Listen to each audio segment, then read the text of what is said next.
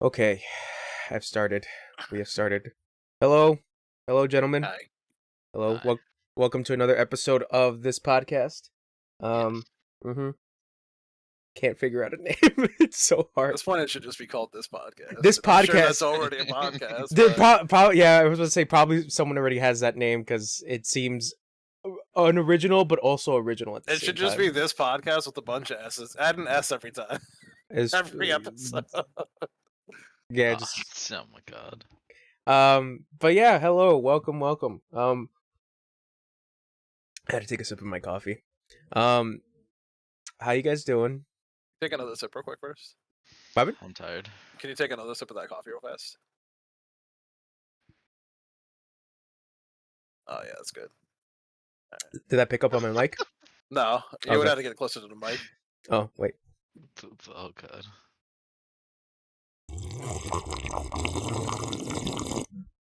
Oh, yeah. Chounch ASMR.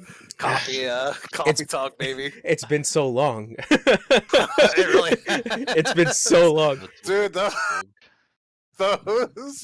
those streams were like ultra awkward but really satisfying, like just funny stuff. Yeah, Because 'cause- you had like the weirdest stuff that you just didn't need. Yeah, because I'm looking around, I'm like, all right, what can I use? And like, I'm not gonna lie, like I also had to look up like ASMR videos because I'm like, all right, what do people like? I guess, and then it was the whole thing of like the brushing against the mic, and then like those people have like specific those like weird ear microphones, the ones that's supposed to simulate your ears. Yeah, like they're like, and just like wiggle the ear, the plastic ear. And I'm like, all right, I can't invest because those things are fucking expensive, aren't they? Let me actually look this up. Let's find out, dude. Yeah, time to find this out. Yeah,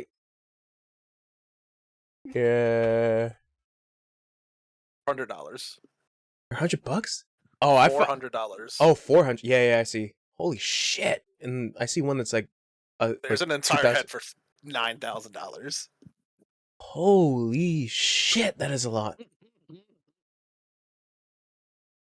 Yeah, because I'm cheap and I just use my microphone. But like the good thing about my microphone is that like it has like the different settings. So like there's like cardioid setting that like is just for front facing, and then there's like a back and forth setting, and then there's like all around the room setting.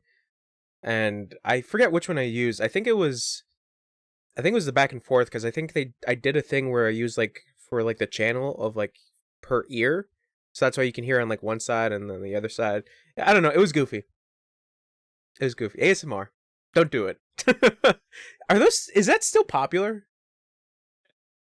It is? Okay. Relatively, yeah. Okay. I would assume people that I'm sure there's people that get picked up all the time that are new that still watch it. But people that have subscribed for that, I would assume stay with it. So Still watch it? Okay. yeah. And what about the weirdos and freaks who do it sexually? I They- mean, Okay. yeah, they just watch it. I don't know what to tell you. I mean, they jerk off to it. If that's what you're looking for. Yes, that's what I'm assuming do it. Yeah. I'm assuming. All right. Well, besides ASMR talk, what have you guys been up to? Oh, I watched the show. I guess Haler's going first. Yeah, we Oh, my you bad. mentioned I'm so sorry. No, that's fine. It doesn't matter. That's fine. Wesley's eating his Doritos apparently. Oh Nah, my I'm eating god. apples right now. Eating tacos? Apples. No, apples. See, Oh. thank you. Sorry, I don't listen. I had tacos this past weekend. It was good. I think I asked this question last time. I'm almost positive I talked about the Batman last time. Have you seen the Batman yet, Wesley? The new one, no, but I could watch it literally anytime. Okay. Like right Do you now. care if I say something about it? I care. Who is the Batman? Oh, wait, have you watched it? I haven't watched it. Oh, neither of you have. All right, never mind. There's No. a scene in there that I like a lot. So whenever you guys watch it, we should talk about it. I mean, it's Batman. I mean, I feel like I know everything about Batman at this point. Like, how spoilery is it? just about the car. Oh, it's just about the car? Oh, Yeah, I which guess. is like, I don't know. I want to say it's probably one of the biggest scenes of the show or the movie. Personally, I think. Mm. I don't know. The way they show the car looks really fucking cool. The way Okay. like the intro to it, and I was like, oh, that is terrifyingly dope. And then as that happens, because once you see this, you'll know. Mm. Once you see the car, you know there's going to be a chase. Like regardless, like oh, it's Batman car, time for chase down. I'm not going to say what happens in the chase because it's dope as fuck. But when you see it, Be hyped? next whenever you guys have time, we should talk about it because I Up. think that's probably the best scene in the entire movie. I'm trying to think. Do I have anything later? I was about to say, oh yeah, I have the stream. Never mind. I'll watch Batman. I'll just watch Batman. All I know from so the sorry, episode. No, Right. I was. Okay. The only thing I know about the Batman is the Nirvana song that plays. Apparently, it's got memed at this point. yeah, yep. Saw the meme before I saw the movie, Mhm. and I was like, oh, I guess like people are being like, oh, he's emo, and then in the movie it plays, and I was like, oh shit, it's actually in the movie. Yeah, so that's very interesting. Okay. I mean, I like that song. It's a good song. I watched. Yeah, it's a good song. I don't know. I think still people. Like, I don't know the meme. I still think the meme's just for like because he's emo, basically. Anyways, what was the show you were trying to tell me to watch? Remember Midnight it Mass. was- Okay, Wesley again. Have you seen Midnight Mass? No, I don't have Netflix. Okay. Okay. Do you want to talk about it? Do you care if I talk about it? Not at all. Probably never. All will. right, Midnight Mass spoilers. Yeah! I'm so excited about this. Yeah! Yeah! How Okay. did you feel about? I'm just gonna jump directly into spoiler land of this Yeah, shit, dude. 'Cause, we're like, doing this. We're doing So this. how did you feel about vampires? Okay. I didn't necessarily care about the vampire aspect about it. Like I thought the idea behind it was neat in the sense that how the priest viewed the vampire as an angel, and then the continuation of that onto the island where he was like, yes, behold the angel, and it's this fucking creepy thing, but everyone's just like, oh, it's an angel because of its wings, and I'm just like, what the fuck is wrong with these people? So the connection I really loved about it was that they say, at least in that I've never fully read the Bible. In that they say that angels in the Bible are feared when they're first seen. Yeah. Or talked to or listened to or whatever, right? So it's always a fear before Exception. Yeah. exception, right? So that they're an angel. So that's kind of how they played it off. Was like, you know, excuse me, acceptance. Yeah, yeah. Acceptance. I was like, exception. No, I'm like, no, that doesn't sound right. Anyways, so it was definitely like a good way for them to be like, oh, like I know you're scared, but it's an angel, and I was like, yeah, that's fair. yeah, because like, what's the priest's name again? I forget. Like Father something. I don't remember. By the way, it's really awkward name. I feel like it's either way. Like everything that he was like stating from the Bible and like trying to make like the main character Riley, I think that's his name, the main character What was guy. the show's name again? Midnight Mass. Midnight Mass. When he was talking to Riley and he was like, yeah, like everything he was saying about the vampire and like its connection to the Bible was like really interesting, where it's like, could angels be vampires? Like he was trying to make that weird connection, and it was just like, oh man, that's really eerie. It's really creepy. Pruitt. They called him Pruitt. Monsignor. Pruitt. Yeah. But he called himself Father Paul when he was lying. Yes, that's right. How did you feel about that? Like, did you have any like hints as to I knew he was like the old priest? I knew he was the old priest immediately when he said that Monsignor was back at home. So in Jerusalem, the thing that right? gave it away was And like I don't think they meant to keep it a secret because they really tell you Yeah, almost immediately that it's not him, anyways. yeah. Obviously, that's supposed to be like the weird point of like just this new person coming into town. Right. The way you know is when before all this happens. I think before all this happens, I can't remember exactly the time frame of everything, but you see the box, Mhm. that they bring ashore. Which he's not in there. I guess maybe he is in there. I think he was in I there. don't know. But Paul comes. I think no, the box had the angel in it. Yeah. But anyways, at that point, I kind of just felt like I knew. And then when he was running on the beach after Monsignor, Mhm. that was another thing. Like, okay, so like something. He is not the priest. He's not a new priest. It's Monsignor. Yeah, it's the guy. But I'm trying to think what else. I really liked that they killed off Riley like super fast.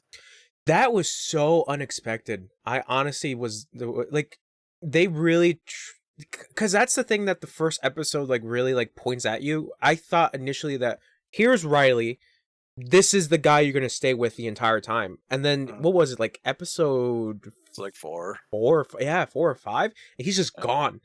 Yep. But like the way he goes is like it's such a somber scene where like Yeah. he's I feel like he's such a tragic character, but at the same time he accepts his mortality, and I think that's what I found really interesting. Even though he was gifted, the eternal life. So like what made him dying so easy was his pain of every night, Yeah. seeing that dead girl. Yeah. That really, oh my god, It like, hits you, man. dude, I felt so bad for him. I know I'm Yeah. smiling, but No, like, because like you can't imagine that, but it's one of those crazy things where it's like, holy shit. when he goes to sleep and he's like, I don't know, somebody asked how his day was or something, and he just like, you could tell like he fucking like it's just like, it doesn't matter how my day is. It doesn't Yeah. matter. Nothing about me matters. And he lays down and sees her, Mhm. and he just looks at her and goes, "How was your day?" Like talking to her. I was just like, "Fuck, man!" Yeah, Like, that shit hits you holy shit. hard. Yeah. I think that one of the best scenes, and it doesn't involve any horror or anything. I think it's when he and his love interest, his friend, Mhm. are just sitting on the couch and talking about just life and death. Because I think it was like after she had Right. the what was it, the miscarriage? Mhm. Yeah. So it was just like that whole scene of them just talking about like, what do you believe, what awaits us in the afterlife? And, they're giving this whole conversation, and like specifically from her, that she's like, I feel like I'm going to see my daughter again. Like, that's what I believe. And it's just like this one great moment of just two people talking. And I think that's why I really like the show, is specifically the writing of these characters. Because like besides that, also the conversation with Father Paul when they're in like the what is it, like the auditorium area, when Riley accidentally yeah, because like when Riley accidentally walks in and he sees the vampire giving blood, and it's like the whole scene afterwards where he's having a conversation with Paul, and Paul's trying to convince him that the vampire is supposed to be, their savior. Right. And he's just talking. That dude's such a good actor, and he's not in that many things. I think his name is like the guy that played Paul. Yeah. Yeah, I didn't look into him too much. I think it was like afterwards. Hamish something. I think one, he looks amazing. Like the dude just has like a really good fucking face. He has a presence. He really does. He really has a presence. I'm sure it has to do with the wardrobe, like the people like dressing him, but he pulled off being like such a like whatever like a priest a figure. priest. Thank you, Yeah. like a priest. Yeah, like a priest figure, like so fucking well. Yeah, he And has that face. I think that also helps because like he's supposed to be charismatic. right. So I think that really It's helps. very much so. I mean, 1000% by the end, it's a cult. So he's Yeah. very culty. It's Yeah. very meant to be that way. It is what it is. Let's see. I wanted to say, like you were saying about the writing, like that was really well done. Mhm. I think like they kind of fucking biffed it by the end, though.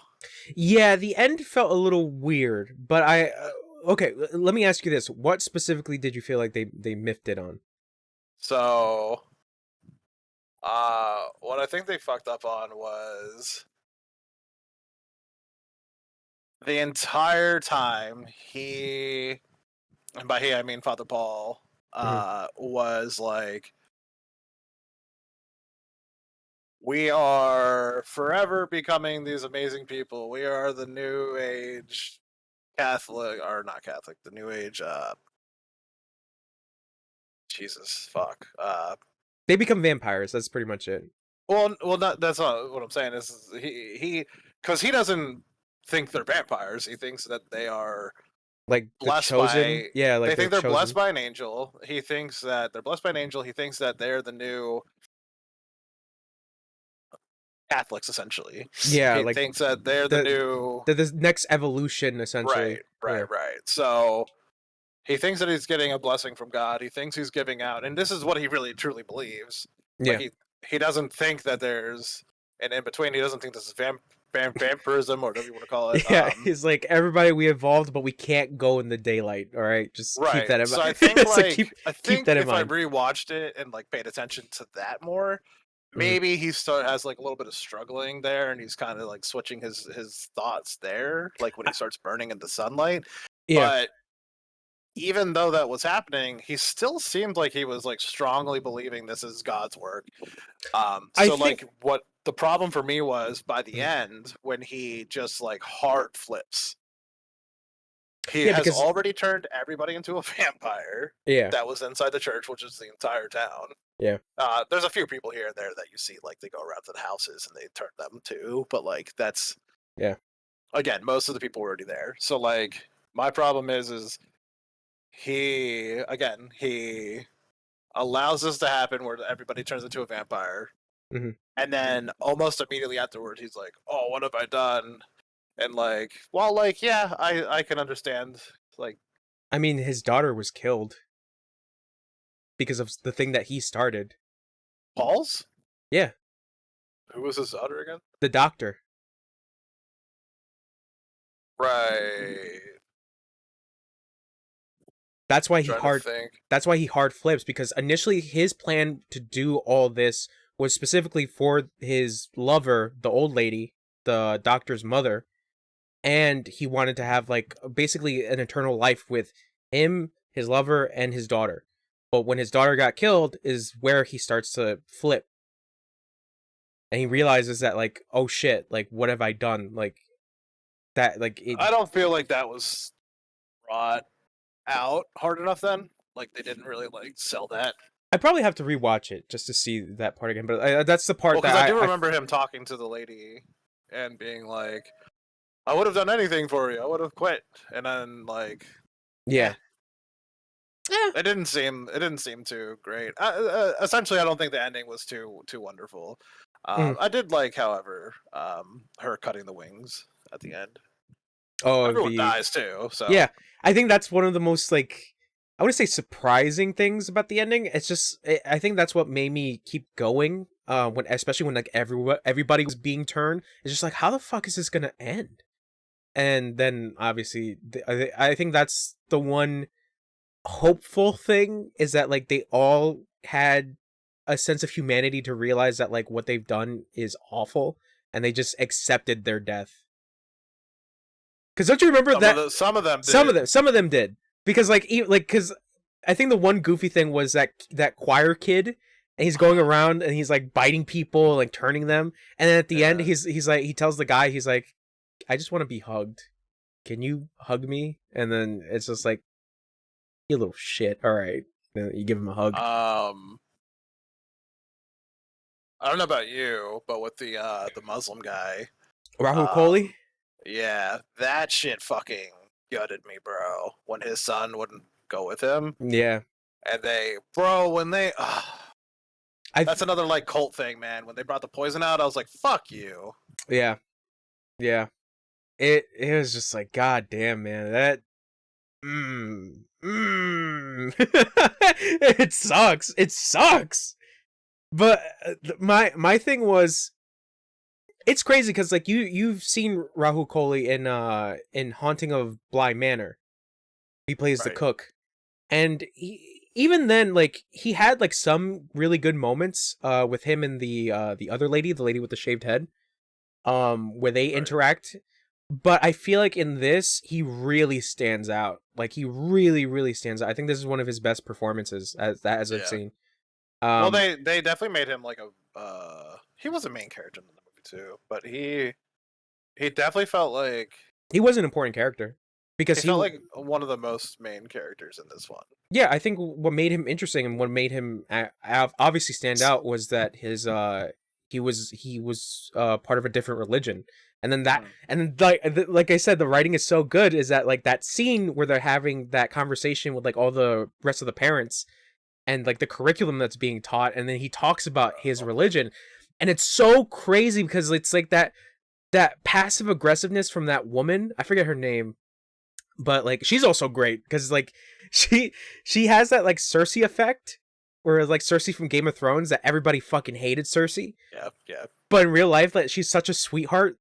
She plays an amazing bad person. Yes, 1000%. I hated her. Yeah, I was like, that's so well done. If you can actually like get an emotion out of me. But yeah, back to the Rahul Kohli is just like that whole conversation with like him talking to these people who are like super religious and super was it Christian? I think they were Christian or Catholic. I think they were Catholic, but they were just like, they wanted to make it seem that they were accepting, but in reality it's just like these weird undertones of them trying to be like, no, just shush, accept that you're in this community, like you really don't have a word, but we'll listen to you, I guess, at times. And it's like that whole fucked upness where it's like he's supposed to be the authority, but the real authority is their religion. Yeah. It's really fucked. And then, oh my god, I just remember the girl in the wheelchair after she gets up and goes to see the guy who shot her. Oh, holy shit. Yeah, there's so many good parts in There's so... there's a lot of good scenes, just character, and that's the thing, it's supposed to be the end was the most shit. Everything else was like gold.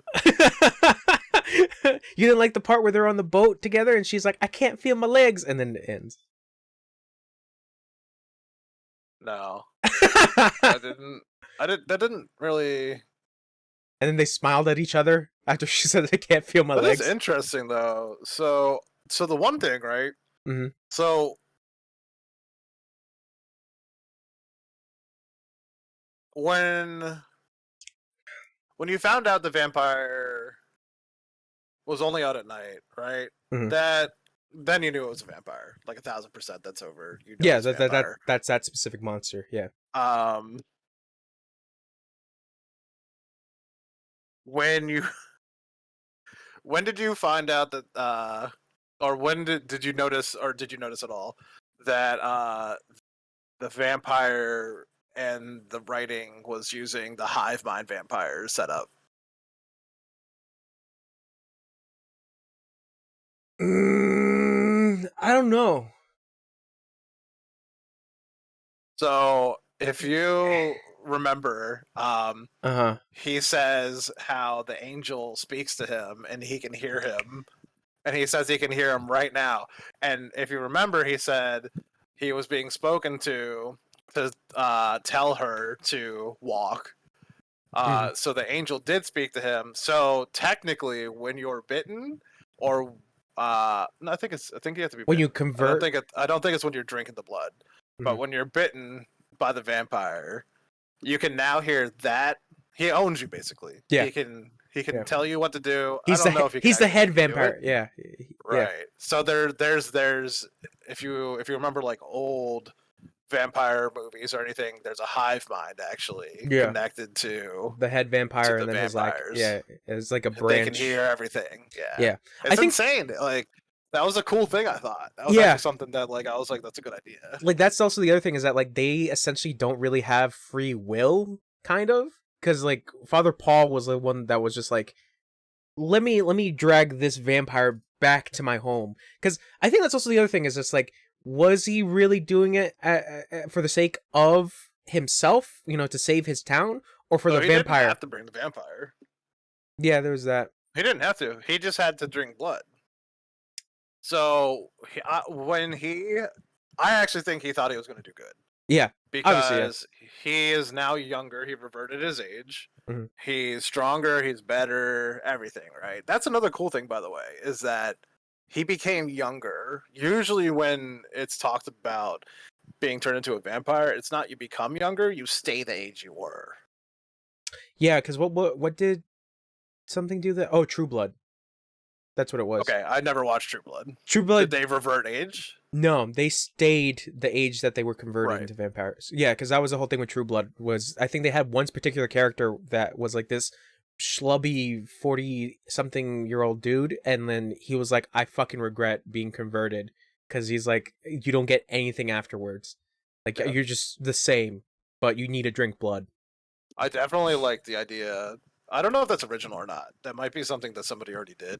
The hive mind? But no. The hive mind has been done before. Mm. The reverting of age, though, becoming younger, that's I thought really cool.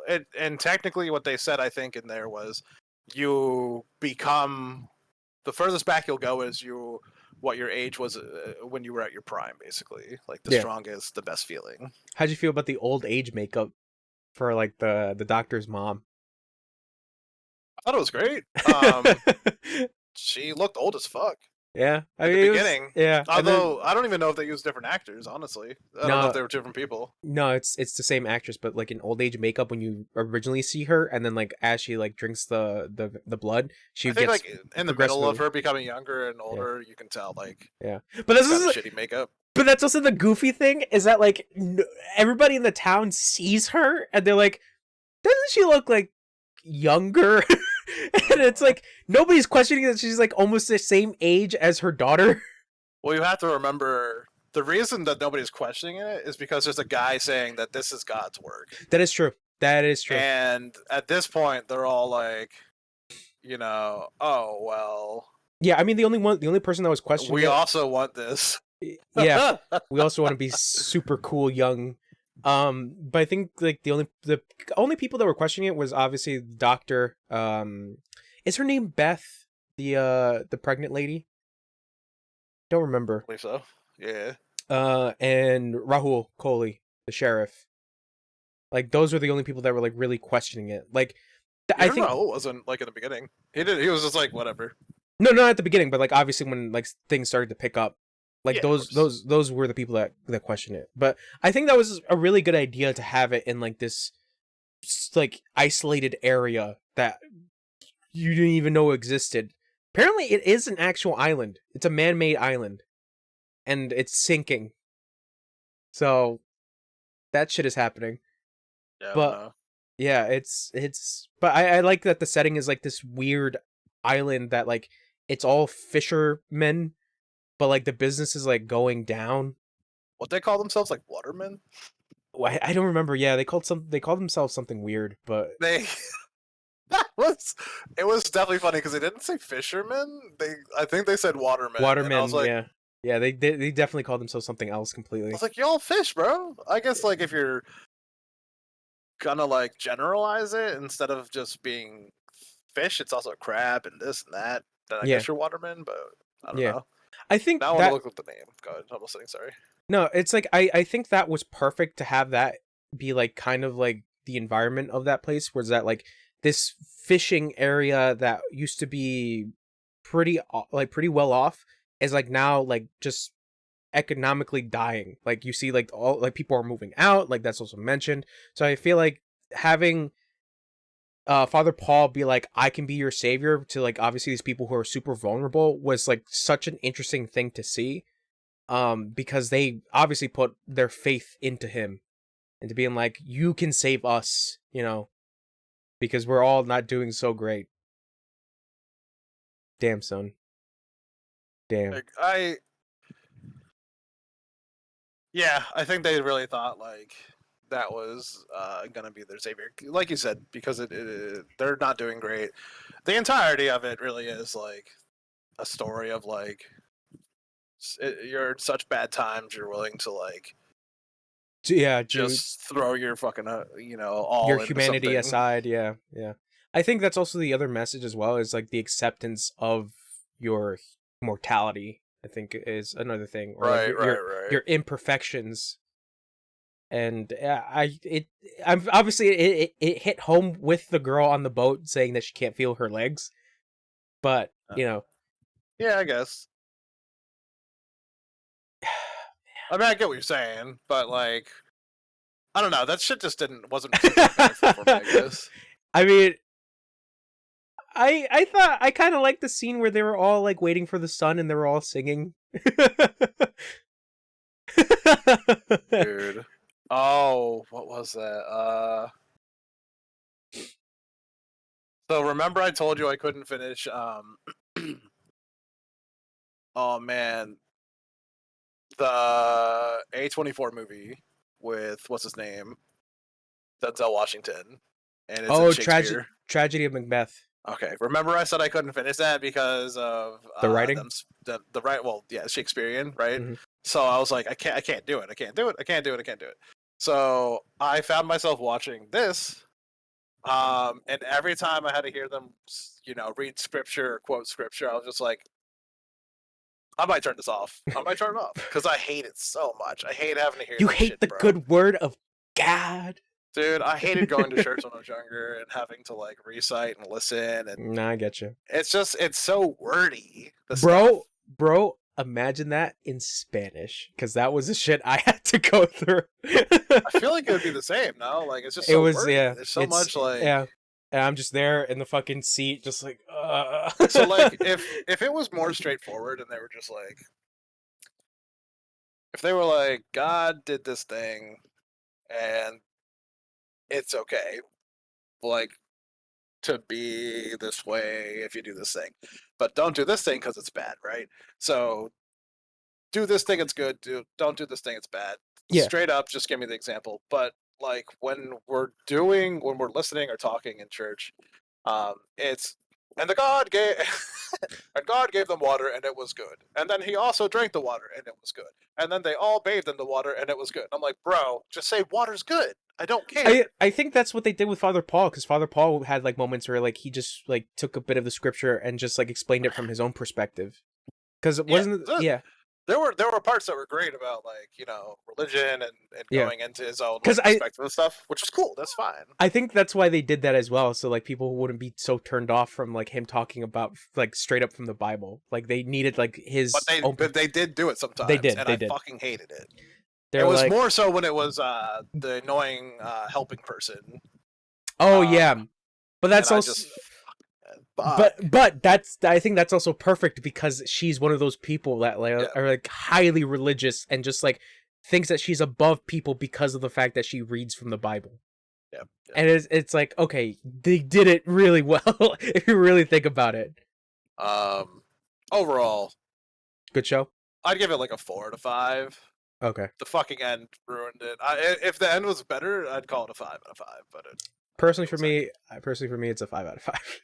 Yeah. Yeah, but that's a just 5 me. out of 6 for you. So I gotta add another heart star there. You know? I was like, personally for me, it's just like I liked the ending. I don't know why. Like really dour endings, I kind of enjoy, but if it's done well. But I think from your perspective, you didn't really like the moments that like switch. I liked that they all died. I think that was a good. It was sick, bro. It was sick when they blew up. Like it was a good ending of like them not getting away with it, right? Because they're fucking all pieces of shit, so they don't deserve it. Emotionally, I was attached to the son and the father, the two And the Holy Muslims. Spirit. Oh. Um, I felt really bad that I was so mad when she shot him, and it was just like it was so nonchalant. She just fucking straight up like no look scoped him or no scoped him in the Oh, fucking chest or stomach. the vampire? No. What's her name with the rifle when he's burning the building down, the rec center, so they can't say anywhere. The religious lady. Yeah. Yeah.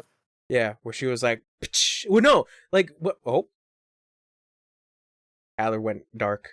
I touched my Your camera. my camera cord, and it Yeah.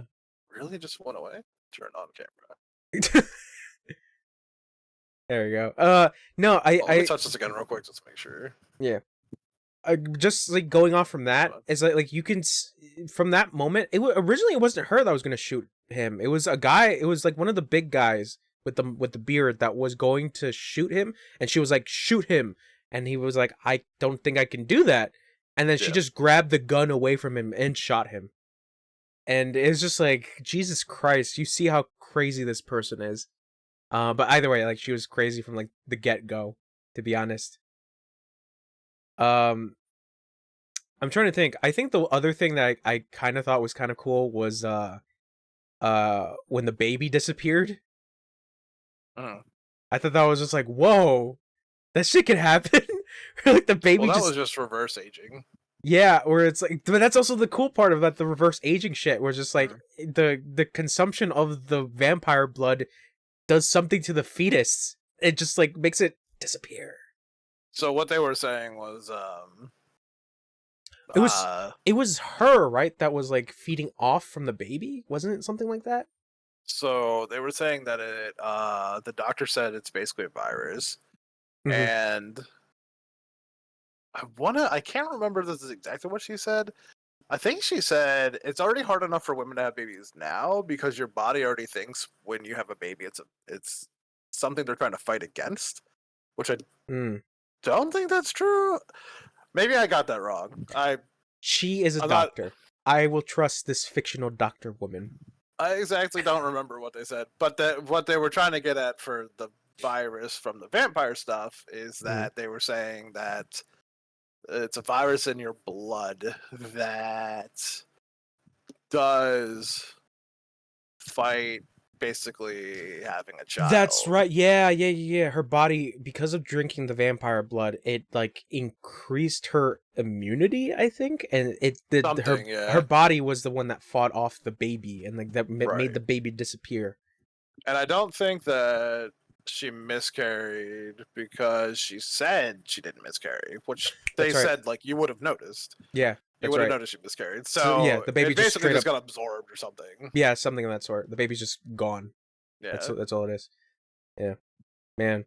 How cool was it when Riley blew up? It made me sad. It was really depressing because like he's having this like moment with the person that he really liked, and it's just like his final goodbyes.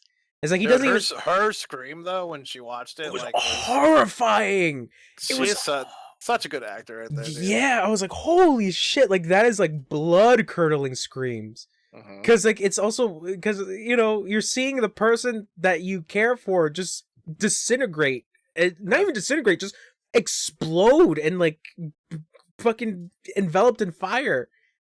I could imagine, yeah, it's fucking horrifying, but holy shit. But it's also, I think that was also the one thing that I thought was kind of crazy was just like did he say goodbye to his parents, or did he just like was saying goodbye? He wrote a letter. That's right. He wrote a letter to each one of them. That's right. And then he wrote a letter to Father Paul that said, he was like, "Fuck you, bitch." Oh, dude, I can't remember what it said. It was like it was something of that sort. It just said like the truth will come to the light or something. Like, I'm not gonna be a vampire. Dude, I think it was like the truth it will come to light. And it's so good because it's like basically it said burn. You saw it like in Father Paul's eyes that it was just like he was so mad. Yeah, he was like, "Fuck you." He was like, "You could have been the best vampire." It was so good though, because like what was so good about that whole thing with him dying is like, if you think about it, it's almost the selfless act that Jesus would have taken, right? He is the Jesus. Yeah. I'm not saying he is. No. Jesus. I'm just saying, It's like he really is like a he's so martyr. unreligious, and then at the end, it's Yeah, like he becomes basically essentially was the the only martyr. one that was Yeah. religious. Yeah. Yeah, He or not essentially really religious, but you know what I mean. he becomes a martyr. That's Right, exactly. pretty much, yeah. That obviously is like the biggest turning point in that show. Like where it's just like shit is about to get real, especially if our supposed main character dies like this. Because like you're given like all that backstory about Riley, about him like working in the city, and then him getting into that accident, and then him killing someone and going to jail, and then coming back, and even then like he didn't feel accepted. Like he felt like all eyes were on him, and just that guilt I think was really it. And then just to let it go at the end, it was just like holy shit. It really hit me hard where he was just like I come to peace with it. Good show. One other thing I was thinking was when they started saying mass was starting at like 8 or 7 or whatever. Yeah, at nighttime. Yeah. What is the guy's name? Which one? I really don't want to keep calling him the Muslim guy. The sheriff. Just call him the sheriff. Okay, thank you. I'm so sorry. Wow. I couldn't think of his name, man. The sheriff. Mm-hmm. I feel like my grandmother, the Muslim, The Muslim guy. Muslim guy. So, anyways, all right, let me get that. So, the sheriff, when he lets his son go, which is fine, you know, he's like says he's into learning and it's fine and all that. Yeah. Though when he fucking was like, "There's midnight mass tonight, Dad, I gotta go," I would have been like, "No, motherfucker, no, you are not going to midnight mass." I would have grabbed his little arm and chained him to a fucking radiator and been like, "You're not going. Like, this is weird. This shit is. There's no lights outside, asshole. We're not going." Yeah, I think that was like the really interesting part. But I feel like that's because I'm trying to think like why. I think that's just the cult mentality, because I try to think through it as to like why his son was like so pushed to be part of that religion, but I think it's just the cult mentality. It's a cult mentality. He's young, and it's also he wants to be accepted. Young, influential. He wants to be accepted because it's such a small community on the island. So like, and they're all like, he doesn't want to be made fun of by all the other kids, and there's only like all the kids think that Jesus is cool. You know, exactly, and you're the one kid that's like, "Who's Jesus?" And plus, the biggest thing that was leaning on everybody on that island was that she could walk again. That's the biggest thing that turned everybody. Yeah, that miracle that happened.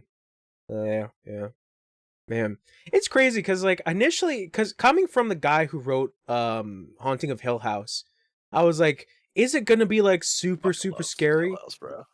And the more I realize it is that like this show is kind of close to Haunting of Hill House, just like where like the ghosts and like the supernatural shit are used properly, but they're not like the main thing. It's the people in the show, and it's really not like I a don't horror think it show. was a scary movie or show. I don't think it was scary. I don't think it was meant to be scary. I think it's more meant to be, if anything, a little suspenseful, but really like it's here to tell a story. Yeah. Like the vampire is just the element of the story. It's not really the huge. It kind of was a huge part, but like it's the people are the ones that matter, because like the vampire, like there were just like a couple times where it was on screen, and then obviously towards the end is where we got to see it fully there.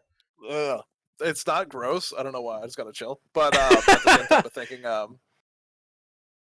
what was fucking gross? So like, it wasn't gross that he was sucking their blood, but it was gross that he was like, like, the way really like sexual. The way he eat it, the way he ate it, and like especially when like something would happen and then she'd be like,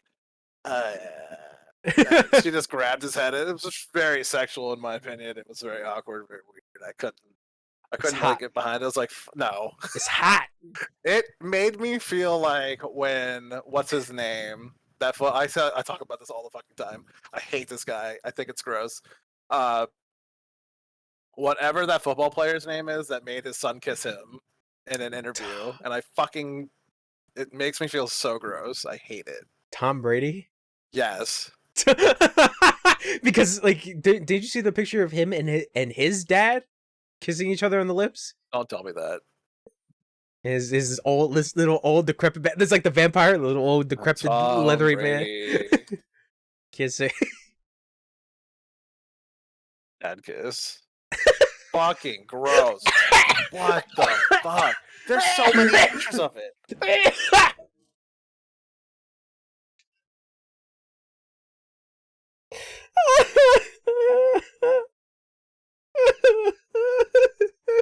God no.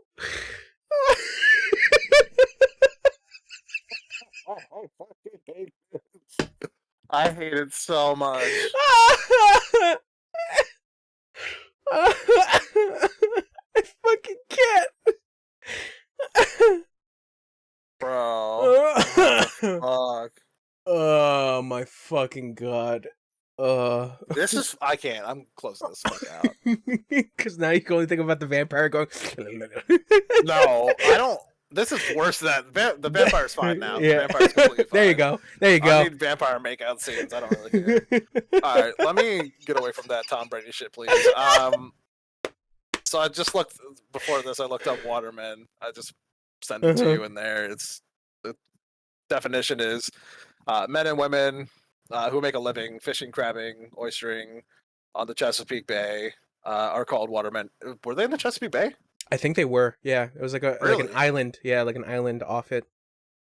Okay, I've never heard watermen. And this says it dates back to the 11th century in England. I mean, So, that makes sense because I they guess, were like- they were really like capturing like anything.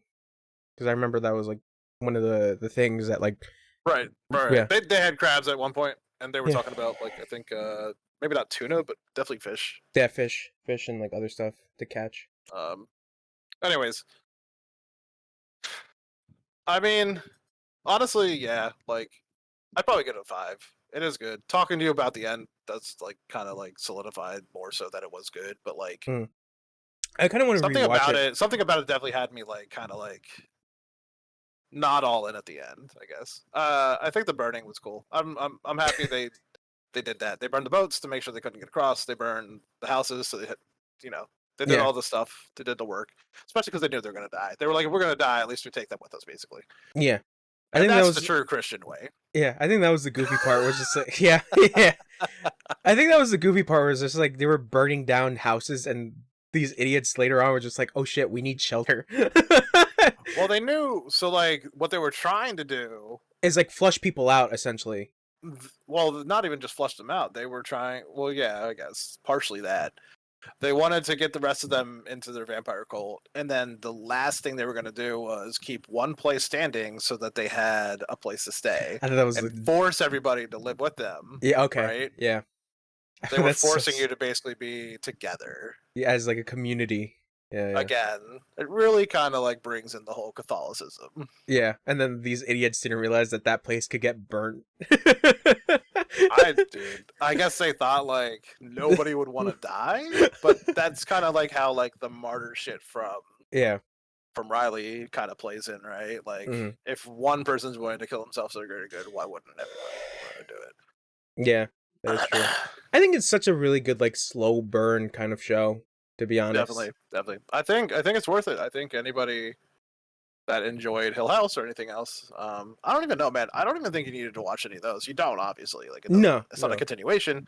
But I think like if you enjoyed that style of show, this Yeah. is also for you. I think anything Mike Flanagan, because that's the writer of Hill House and Yeah. Midnight Mass, I think if anything that he does is a really good watch. I don't know if he's done anything else besides Did he those do Bly shows. Manor? He did. Okay, so he did all 3 of them. Yeah, I believe he was all part of the writing for Bly Manor and all that That's stuff. exciting. I hope they keep it for another thing. I mean, they're doing the next haunting of house thing. The next one's supposed to be called what's it called? The Fall of the House of Usher. Yeah. Yep. The Fall of the House of the Usher, not the Usher. The fall, because there's so many of The Fall of the House of Usher, which is Usher's gonna be in it. Yeah, Usher's gonna be in it, and Rahul Kohli. Is Rahul Kohli gonna be in it for real? Yeah, he's slated to be in there. No, wait, Mark Hamill's gonna be in this. Yes, that was also the other thing. Mark Hamill was gonna be in it. Wow. Yeah. So yeah, he wrote Haunting of Hill House, Haunting of Bly Manor, Midnight Mass. How do I know Bruce Greenwood? That name does sound familiar. Oh, he was in The Midnight Club. He was in that TV show, Philadelphia. Oh, he's funny in Philadelphia, I think, as the father. Anyways, regardless, good movie. Hard good. Your Dude, it's so jank right now. Oh, that's his other stuff that I've seen. So he's done the movie Oculus, which was like this mirror horror movie. Gerald's Game is really good. I hated that. I liked it. He did Dr. Sleep. Do you know what I liked about Gerald? Fucking this camera, bro. This camera hates me, man. What I liked about Gerald's Game was the guy that broke into the house. Yeah, he was What cool. was he called? I don't remember. Like that specific character's name or the actor? The something man. The Bye Bye Man? Something like that, yeah. Yeah, for real, for real. The sleep Man. I liked it because it was the more Moonlight like... Man. Ah, yeah. When she's in the she's locked in the bed, right? Yeah, she's so handcuffed. like hand up like this or something, and she's like sleeping, and she wakes up, and you just see this like 7-foot guy literally just staring, bro. Yeah. I fucking lost my fucking mind. I was just like, no, he's in the corner. You're gonna die. And like, I can't remember. I think he just like went like shush or something, and then walked away. And I was just like, and then like that whole thing of like whether or not he's like a real or not. Yeah, if he's real or not. It's just a figment of her imagination because of her being there for so long. I looked it up, dude, after I watched that show, and he was based off of a real fucking guy that went around killing people in their houses. Oh, I didn't know. And that's what scared me the fuck out. So I was like, oh, this guy, like... he just wake up and he just... The reason it was scary was because he could have fucking killed her, and he just didn't. Yeah. And then, like, I think he opened his it's like a bag, right? His bag, and there's bones in it or something. Yeah. Yeah, like weird... With like treasure as well. Like it's a treasure to him would be like wedding rings, I think, or something. Yeah, jewelry usually. So fucking, it was so interesting. I love that shit, man. Yeah. And like, even though it scared me, it's one of those things that'll always draw me back to that, you know? Yeah, no. But you hated Gerald's Game? I don't know. It was really long for it to be like in one room and like. I mean, they did expand a little bit, like talking about her childhood. Oh, and, right. like... She got raped. That was another thing. I don't know why, man, but like... It's also kind of creepy as well because the dad... It's funny because, like, he's getting a lot of work now, specifically for, like, Mike Flanagan stuff. The dad in Gerald's Game was also Riley's dad, who was also the younger version of the dad. Wow, that's him? Yeah. Who was also the dad in Haunting of Hill House, but the younger version of him. And that actor is Elliot from E.T. That? Yeah. That old man is Elliot? Not the old man. Well, the guy. Yeah, but yeah, the dad who Riley's dad is Elliot from E.T. Holy shit. Yep. Going home. He's so old. That was the thing that like blew my mind. Well, obviously E.T. came out like way before I existed, but like when I was seeing him, I was like, holy shit. Because when I saw him in Haunting of Hill House, I was like, why does he look so familiar? And then I'm looking at the casting list and I'm like, huh. So then I just click and like the movie is right there, E.T. And I see Elliot and I'm like, what? He's the kid? All right, you want to move on from this? Yeah. Some other stuff. Yeah. All right. Well, Midnight Mass, good show. I loved it. It was So good, so good. I actually want to like ask my cousin if she wants to watch it because she hasn't seen it, and like, yeah, I kind of want to have like another viewing of it again. Gotcha. All right, well, that's it for your week, Howler. I mean, I watched so much stuff, dude, this week. Well, what else did you watch? Uh, Did you finish Ozark? no, I haven't finished Ozark yet. Damn it. I Next actually week. watched The Cleaner with Samuel Jackson. Oh, the movie that I talked about. Did you talk about that? Yeah.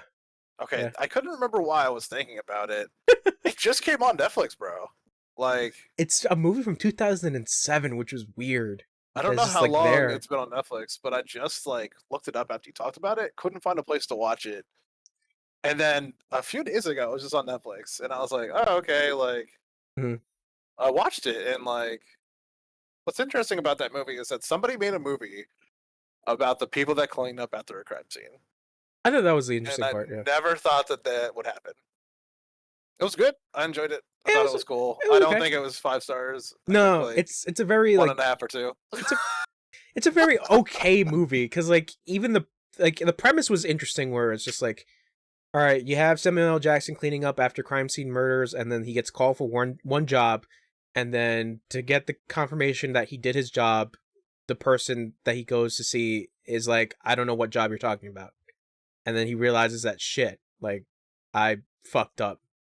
So then it just continues on from there, and then like the whole backstory about like the police corruption, and you know, that was okay. I Um, I actually got it like mixed up because I was originally going to watch The Negotiator with Samuel L. Jackson, but then I saw The Cleaner, and then I'm like, all right, I'll just watch The Cleaner, I guess. yeah. Uh Oh, that's the other things I watched. I'm sorry. huh. So the other two things I definitely watched. I can't remember everything I watched. I watched a lot of stuff. Yeah. Was I finally watched the Amazing Spider-Man movies. One and Oh. two, Oh. obviously, and I don't know. I like Andrew Garfield. I like Emma Stone. Um, who was the first bad guy? The Lizard. Okay, yeah, not great. That wasn't great. I think his problem with the father dying, Gwen Stacy's father, was Yeah. good. I think that was like a good little like add in. Obviously, Uncle Ben dying was fine. That's like normal. Yeah. Uncle Ben's Uh, gotta die, bro. The weird, like the probably the most surprising thing that you would think of when I say like the biggest takeaway I think I got from this entire setup of the two movies was, um, I really enjoyed Flash caring about Peter Parker.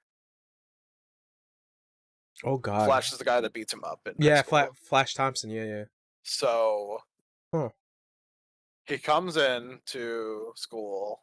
Uncle Ben just died. You can physically see, physically see the emotion on his face, and he's very upset. Yeah. And Flash says something to him, which he's actually just coming up to say, "I'm sorry," basically, but he's trying to be like kind of jokey, like not trying to keep Mhm. anything too serious. Yeah. And quickly, Peter grabs Flash and throws him into the locker and like holds him up there.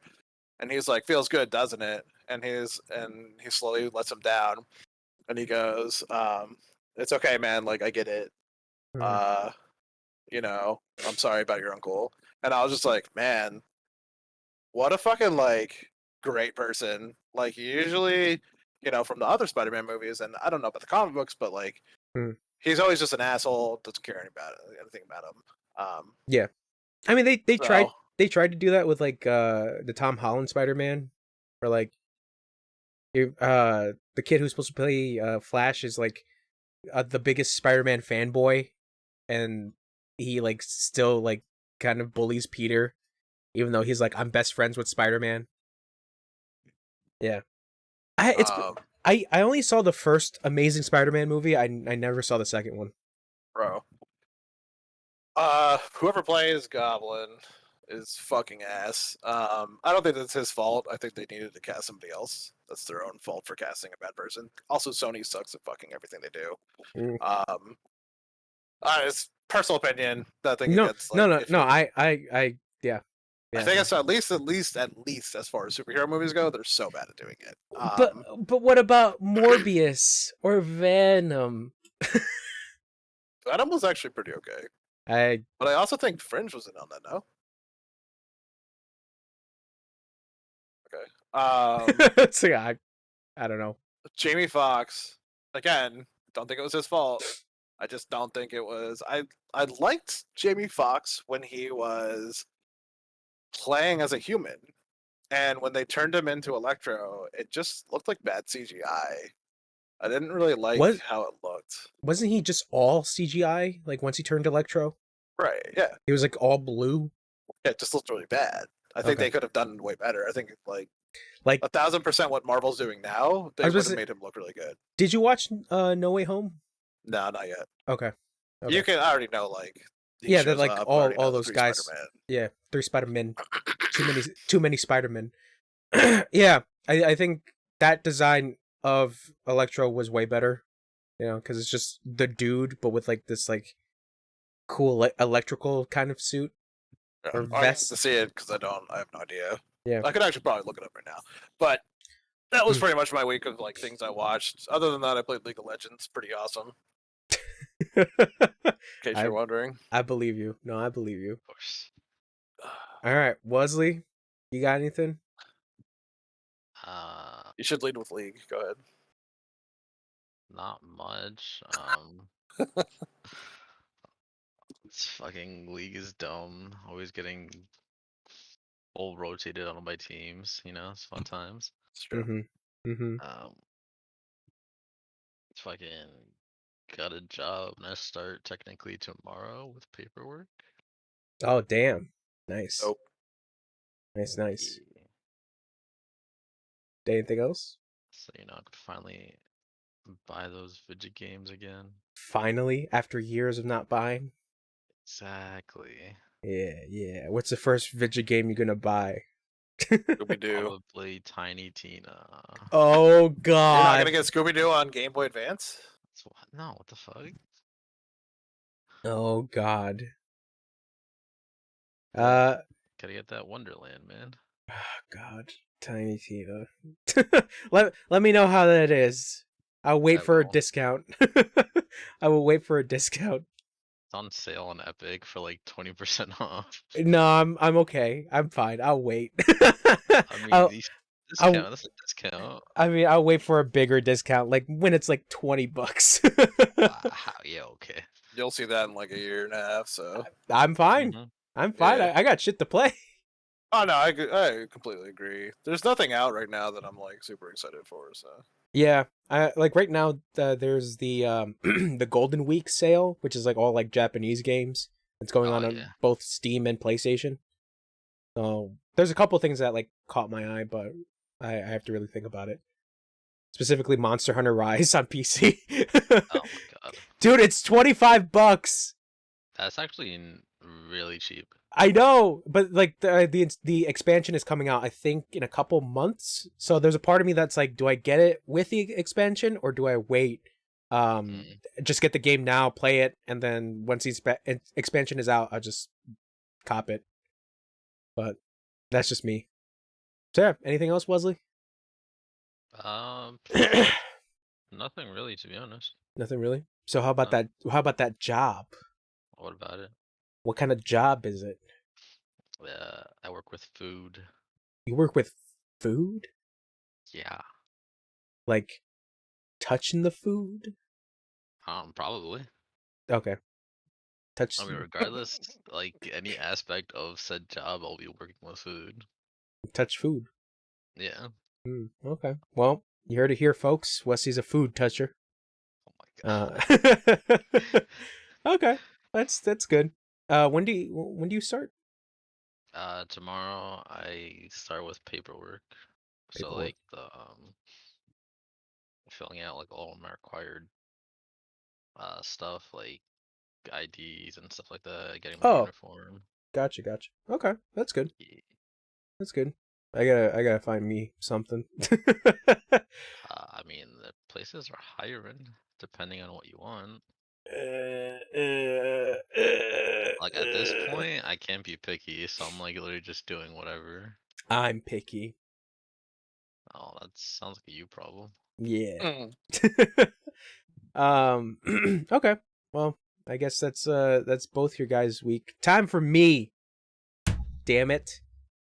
I'm trying to think. What did I do? Oh yeah, I finished Ozark. No. Spoiler. They, No. they're in the Ozark. Mute yourself. No, I won't talk about it. When you watch it, we're gonna talk about it. Obviously. That's fine. Okay. Because I was waiting for you to talk about Midnight Mass. I'm saving Ozark though, just so you know, because it is the end of it, and I don't want it to end yet for myself. Yeah, it's one of those things where it's just like it's one of those shows where it kind of leaves like an empty void in you. Just like, what the fuck else do I watch? Like that's that's gonna be me with Better Call Saul, because like right now, like it's ending. I think what it is with me is, what will I see Jason Bateman in that makes me feel as good as watching him in that? You know what I'm saying? In a dramatic role. Yeah. Okay, it's funny because like it's gonna be hard. Yeah, it's funny because I only seen Jason Bateman in Arrested Development, and Arrested Development is such a goofy show. So it's just like him trying to be serious in this show about like rich people and like doing rich corrupted stuff. I feel like that tonal dissonance of just like this could feel like a Arrested Development episode. Like I'm just waiting for like a narrator to come in to talk about like he shouldn't have done that. So if you go watch anything else Jason Bateman's done, Jason Bateman is actually the same person in every single thing he does. Yes, He does I think the that's same stuff. He is literally he plays the everyday Nicolas man. Cage. Yeah, that's very good. That's a good way of saying it. He's the everyday man. Yeah, he's the 100%. everyday man. Yeah, yeah. That's the problem is that like he can't get away from that because the rest of development he was supposed to be the straight man. Like his whole family is just a bunch of weirdos, and then he's supposed to play it straight and be the one that's like clear headed. And then in this, what he's doing in this movie too, or the show too. Yeah, he's basically just a straight man. Yeah, because he's the middleman. He's the money guy, so he has to be the clear headed one. But what I like about this season, not to go into any spoilers or anything, is just like they really do pull the strings with his thought process of like what's going on, and like the whole thing between him and his wife of just like who's in the right and who's in the wrong. It plays in that sense of like what's your your sense of like, well, she's good. A piece of shit, so she's wrong. Like I think about it because like, I remember people really hating Walter White's wife Skylar. Hated her. But I feel like with Wendy, it's like she's like 10 times more worse. Yeah, she's way worse. She's way worse. With Walter White, it's definitely Walter's a piece of shit. Yeah. Like, we know he's a piece of shit. Yeah. But I don't know, man. I don't know. Anyways, keep going with your week, man. I'm sorry. Okay. No, it's fine. So yeah, Ozark. When you get up there, we'll talk about it. So I watched that. I finally saw that this anime made a return to Netflix called Comey Can't Communicate. It's a very cutesy show. I love it. It's really, really funny. And it sucks that it's coming out weekly. So Netflix is doing a thing where it comes out like every Wednesday, and they did this for like the first season of Comey Can't Communicate. Essentially, the premise of the show is this very attractive, popular girl, in her high school is like, she's so silent and quiet, and everybody thinks that she's so mysterious. And this like normal dude kind of like catches her talking to herself, and she like completely like shuts down and just like I don't know how to. Essentially, she can't talk to people. She has like this communication thing where she can't really like speak to other people. So she eventually develops a bond with this normal guy, and essentially she asks him, "Do you think you can help me make friends? Because I haven't had a real friend." So he's like, "Yeah, I'll help you." And then pretty much the rest of the series is like just them doing hijinks of her trying to like make new friends in high school. It's very cute. It's very, very cute. It's like almost too sweet. But that's more of a me thing because like I really like it. I really like the show. I really like the humor. I just want to fucking shake something because I have to wait every Wednesday. But yeah, besides that, that's pretty much what I watched, and then what I played. I finally beat Inscription. I remember seeing that you said that. I beat Inscription. It was it's good. It's good. I tried out Casey's mod, which is just like a roguelike version of the first act. But with some little things that you can like essentially like debuff yourself in order to do the run. So it's a little weird, but it's actually pretty fun because like I said, I like the first part of Inscription. And yeah, it's still really good. If you like card battlers, you know, if you're more into card games, I really recommend it. And as for its narrative, man, I really enjoyed the Lucky Carter. He was a cool guy. And then they do like this whole mystery thing about the game. Yeah. It's really weird. I mean, I said this like last week that it's just like the narrative tries to like do the whole fourth wall break and it like goes places. And then Casey's mod is supposed to be kind of like the addition to that, where I think when you complete certain areas, you get like some narrative stuff about like the game Inscription, about how it was coded and like all the weird shit that was happening with it. That was supposed to be a play on the story of Inscription. Yeah, good game. Then that makes me a little worried that like if I try any other card battlers, will I like them? Because I liked Inscription so much. And I platinum Bloodborne. By the way, Mm-hmm. every time you post a platinum, I don't notice. You have so many platinums, bro. I have no life. You are very good at finishing shit. I'll give you that. I feel like there's a caveat to that because when I become obsessed with something, I obsess over it. There would be like, for example, like there are times where I'm like, oh shit, I'm supposed to be streaming now, but I gotta get this fucking trophy. And sometimes I just don't stream. I just keep playing. So it's just one of those things where like if I set my sights on one particular thing, I will fucking do it. And specifically with platinums like this, with like Souls games, I'm trying to like go for a little bit more. It's not too bad. I think dedication is fine, especially when it's like kind of related to work ethic, I guess. Which it seems like it. I mean, yeah, I'm kind of like that when I work, I guess. Like if I'm really focused on something, then yeah, I try to do it and complete it. But it depends on the certain situation because like there'll be times where I'm just like, I don't really want to do this. Like I can't really push myself to do this. But I mean, Bloodborne is fun. The only thing and that was also the other thing is that like I didn't really have that many trophies to get in order to get the platinum. Like there was like maybe like 3 in total that I had to do. Well, 4 actually. 4? Was it 5? I want to say it was like 5 because the last ones I had to get was get the 2 other endings and get all the weapons and hunter tools and then beat one of the chalice bosses that's supposed to be like the end boss. So the others besides the chalice boss was completely fine. The chalice boss was the one that really made me fucking go nuts because there's a specific way of what you're supposed to like which chalice to do, and then eventually you get to that final boss. And the chalice dungeons is like a hit and miss for me because it's one of those things where chalice dungeons are these secret areas with like some completely new enemies that you don't see in the regular world.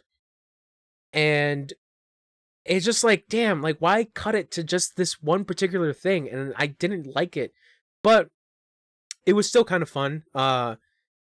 And I don't know why for that chalice boss, I struggled when I summoned people, but eventually I got to a point where I was just like, all right, I'll do it solo. And I soloed it and it went fine. I don't know why. It just went okay. But Bloodborne is still really good. I still really like that game. I don't know if there's gonna be a point of me of just like I'm gonna try to do every Souls game now because I still have like Demon Souls and Dark Souls and then Dark Souls 3. I'm not fucking touching Dark Souls 2, but eh. eh. Um and then I mentioned this in the Discord. So I tried playing Resistance 3. Have you guys ever played the Resistance games? Fucking hated them.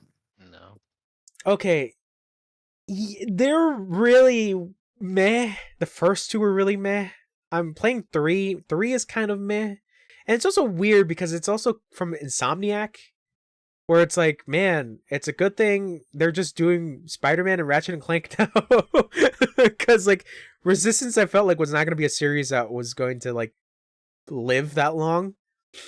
Because also they did the Vita game as well, but I haven't played it. I own it, but I haven't played it.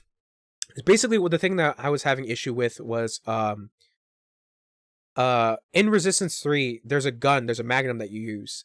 When you shoot it, you press R1 and then it explodes. It has like a secondary fire. The issue that I was having was whenever I shot the bullet and I pressed the button to explode, the explosion would happen, but the sound would happen afterwards. So you would hear the explosion sound like a couple seconds afterwards. So I thought that was weird, and I was like, huh, is this like an audio thing that's happening? And I'm looking on forums and shit, and then eventually I find out that like someone's like, yeah, that's probably hard drive failure. And I'm like, has my hard drive been failing? And I'm thinking about it, and like there are a couple games where that has happened where it's just like sounds happen afterwards because like it hasn't loaded properly. So what I did was I bought an SSD for my PS3. Yeah, my Did you hard buy it off Amazon? yeah, it was like for $60. I bought a 500 gig because I wasn't gonna go like full 1 TB because I felt like that was a little excessive. So now you got to plug Amazon. Amazon was the sponsor. No, sorry. Daddy Bezos, here's your Daddy sponsorship. Bezos. Daddy Bezos. Yeah, and Zaddy. I pulled out the hard drive, so I have my old PS3 hard drive right here.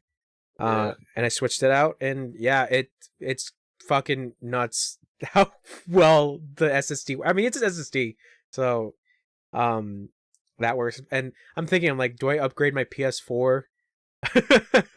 But I'm like, I'm just using my PS5 most of the time. Like my PS4 has become like mostly my my TV show Netflix hub.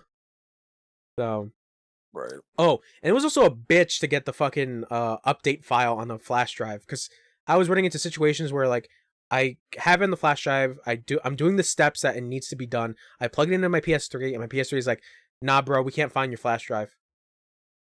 And then I took it back out. I had to keep going back and forth between my computer, and then eventually got to a point where it's just like, okay, we found it. You can do the update. And I'm like, for fuck's sake, like, why did this take so long? So I remember back in the day having to do this a couple times for me, myself. Okay, cool. Same people. Me, friend, and like brother.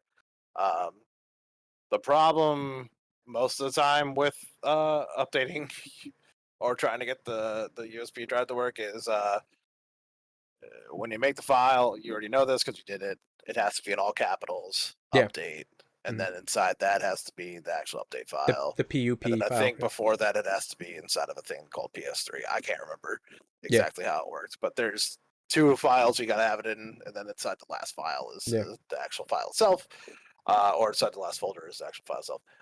So I ran through that a couple times where that was the issue. I also ran into the part where like the system just didn't fucking recognize USB, like you were saying. Yeah. Where like basically all I gotta do is plug, unplug, turn off, back on, plug in. Like fucking the worst. And then it worked, and then all of a sudden a little pop-up came up saying file corrupted. Yes, I think we had that happen once or twice. I was like, you gotta be fucking kidding me. So and I only have like one USB drive, and I'm like, I really have to invest in like another USB drive. You okay? I want my knee to crack, but it won't crack. It's okay, don't worry about it. Okay. Yeah, you should buy more USB drives. They're not that Yeah. expensive. Yeah, they're Especially like really not. 5 gigs. No big deal. Yeah, they're really not. I'm looking at like 120 gig and it's like $15. And I'm like, oh, that's not bad. Oh, never mind. Yeah, buy a bunch of those. Yeah, buy a lot of them. Yeah, I probably should because like I'm always. I literally have like 20 USBs from back in the day that are all like 2 gigs. Yeah, no, I have I have this one. So I got like the super collector's edition of Titanfall 2, and it came with like dog tags, and the dog tag is USB. You're gonna make me pull something out. Cool USB. Yeah, it's like a little drive. I think it's like 8 It has gigs. to do with something we talk about. I'll pull it out when we talk about it. Oh, Diablo. Mm-hmm. Okay, we'll talk about Diablo in a bit. So yeah, I upgraded my PS3. I'm like downloading a couple of stuff that I want to go back and play through. Infamous, specifically the first one, I really want to go back and play through. It's crazy to think that those games have never been like HDified for PS4. I don't know if there's like some licensing reason, but yeah, it's like really weird that like Infamous 1, 2, and Festival of Blood just like are stuck on PS3. Yeah, I guess. Did you ever play Festival of Blood? No. No? Okay. Me neither. Vampires. You ever played These Nuts? So anyways, yeah, that's basically my whole week, just watching some shows, trying to upgrade my PS3. I really haven't played that much because like Bloodborne was the thing that I was like focusing on after I finished Inscription. Yeah. And then I beat it, and then I'm just fucking pushing Bloodborne off to the side now. Like I'm probably not gonna play that game for like a while.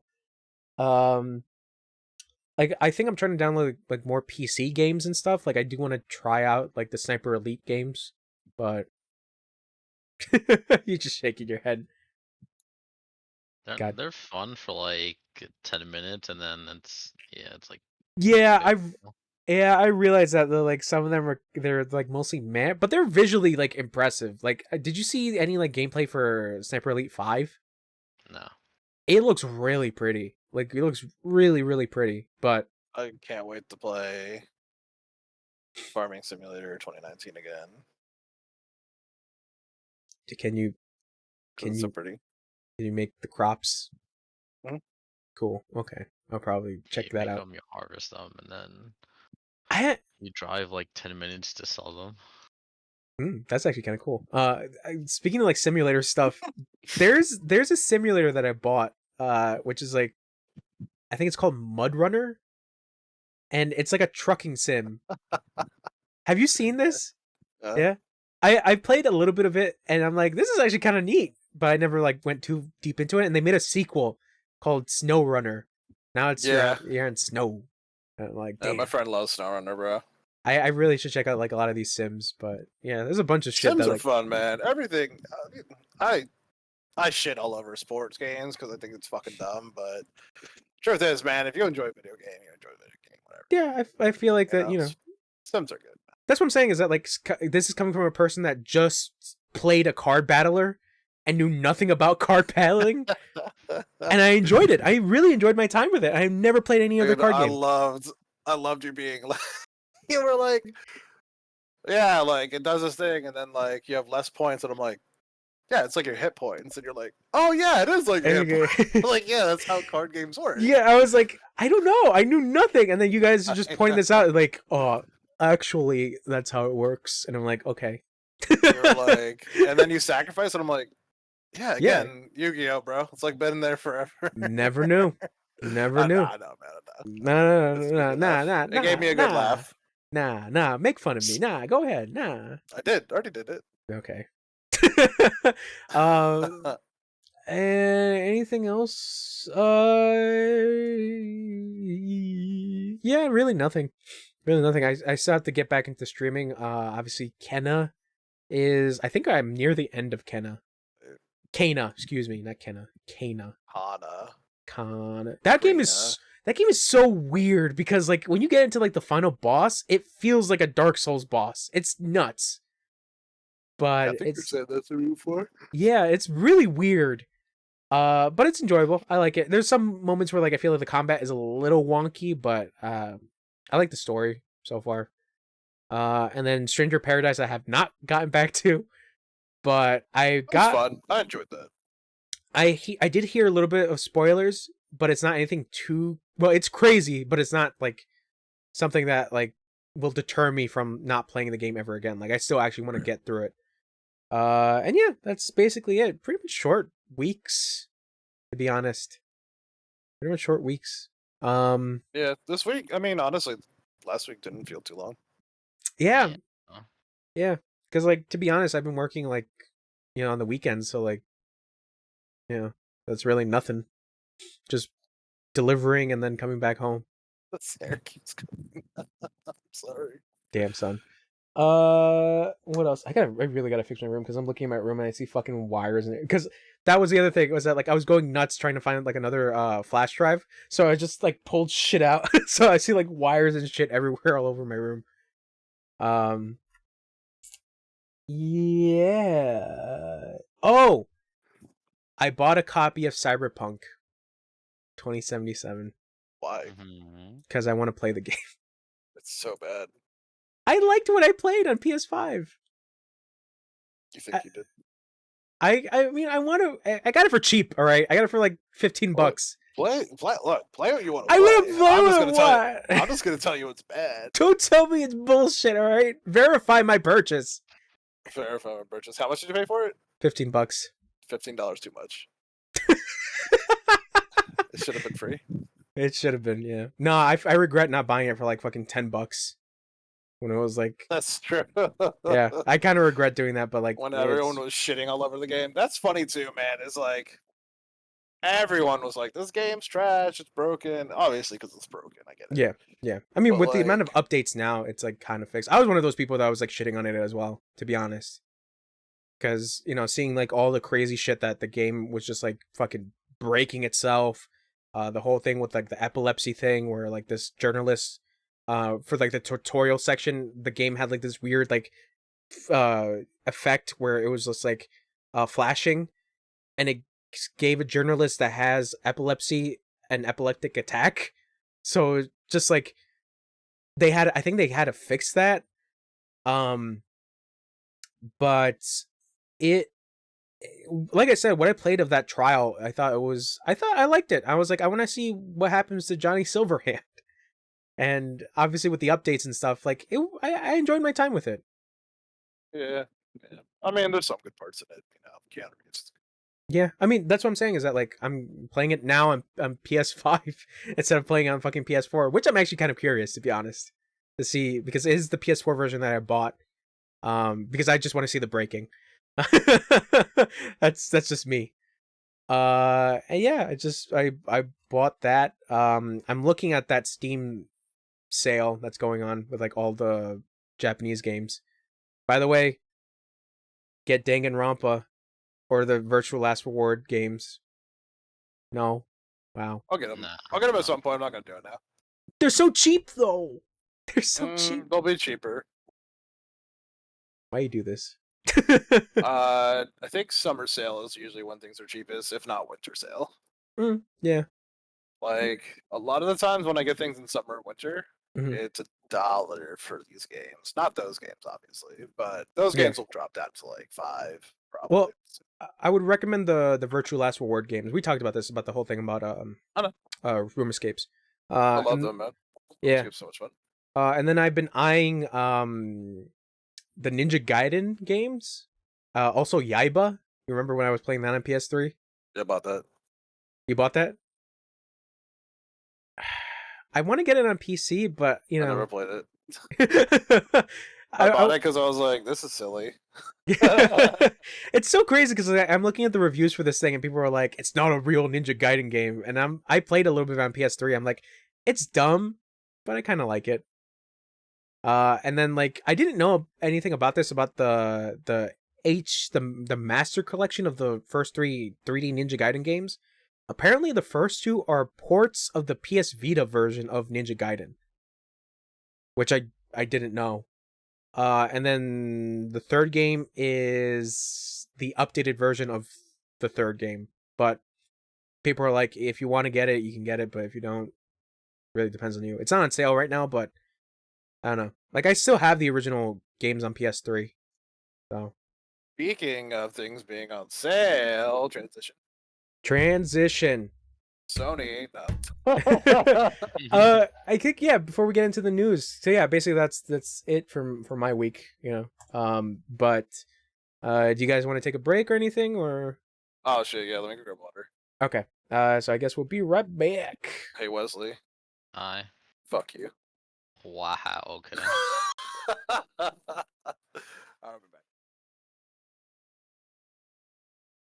back. Okay, so I guess we're all back from break.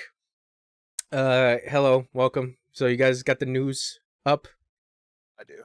All right. So speaking of of news up and sales, you can't stack shit anymore on PlayStation. Oh yeah. Your membership. You read that, Wesley? Even though you admitted that you don't read shit. No, me and Haler were talking about it earlier. Oh wow. Okay, so you need it verbally. All right, you little bitch. Anyways. So yeah, PlayStation confirms that you can no longer stack their memberships. This was an interesting thing because I remember if you haven't followed Wario64, if you don't know who Wario64 is, he is a Twitter user. He usually gives like game deals and stuff like that. So when Sony was about to integrate their new membership plan, he talked about how you can like stack PlayStation Plus and PlayStation Now, and you'd be migrated to like the tier above, like the second tier of PlayStation, the new service that they're doing. So now, I guess because of the fact that people have been doing that, Sony's like, nah, bruh, you can't do that anymore. Which I guess makes sense. I guess, this was bound to happen, but this plan is rolling out in like a couple months, so. So what surprises me is I didn't catch it earlier.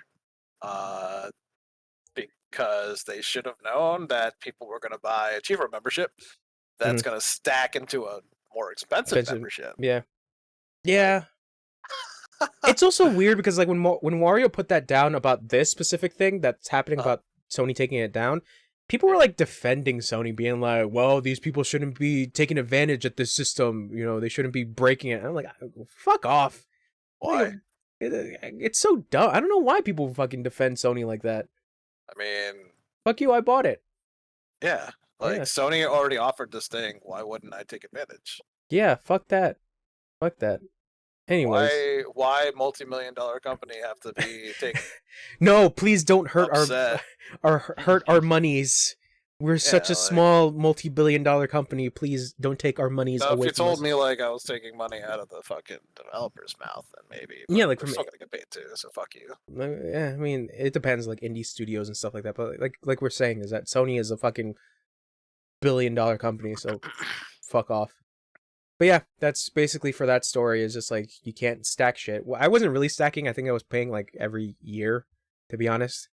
So I stacked like once or twice before, and that was only because like they were having like a $30 sale on a year. Oh, for the Plus? Yeah, I think I got like Plus for $30, so I bought two of them.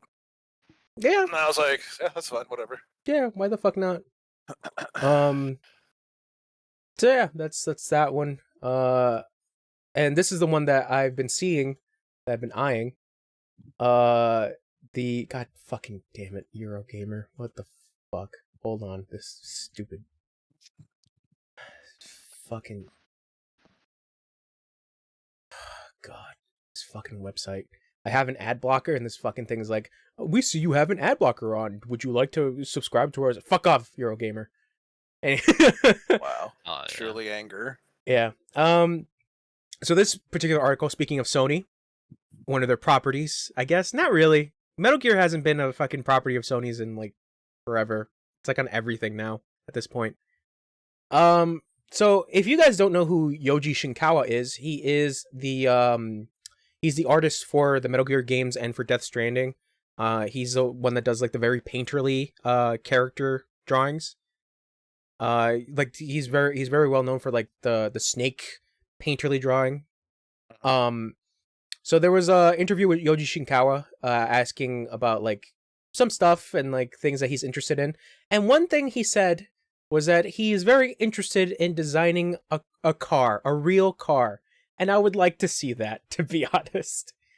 Um, Yoji Shinkawa for Death Stranding, like I have the Death Stranding art book. He worked on like the machine parts and all that stuff, so like the bike, the car. Um, I think him making a car would be kind of cool because how he does like machine stuff, it looks really neat. Like all the design stuff. If you haven't played like Zone of the Enders, he's also like responsible for the mecha designs. So like those are really cool robots, and how he drew the cockpit is really interesting. Um, I would say look up the Zone of the Enders mechs, and you see where the cockpit is. I remember Zone of the Enders. Yeah. So I think it would be cool. Definitely, like almost any art designer working on a car would be cool. Yeah. Yeah, 100%. The one thing I would say is it's probably going to be expensive. Oh yeah, they're not gonna do like super multiple runs of Yoji Shinkawa car. Right. Yeah.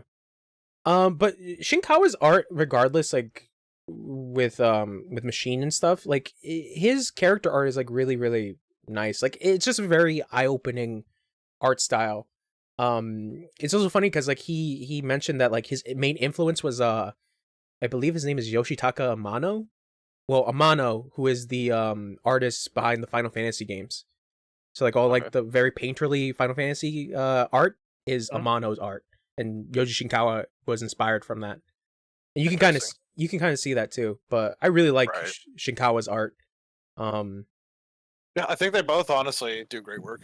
Yeah, no, they're fantastic artists.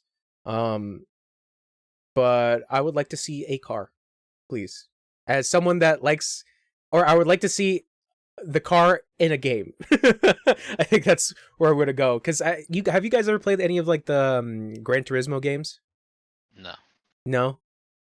So I think I was playing like Gran Turismo Sport, and they have like concept cars. So like they're not real cars, but they've been done conceptly. Conceptly? Mm-hmm. They've done a concept.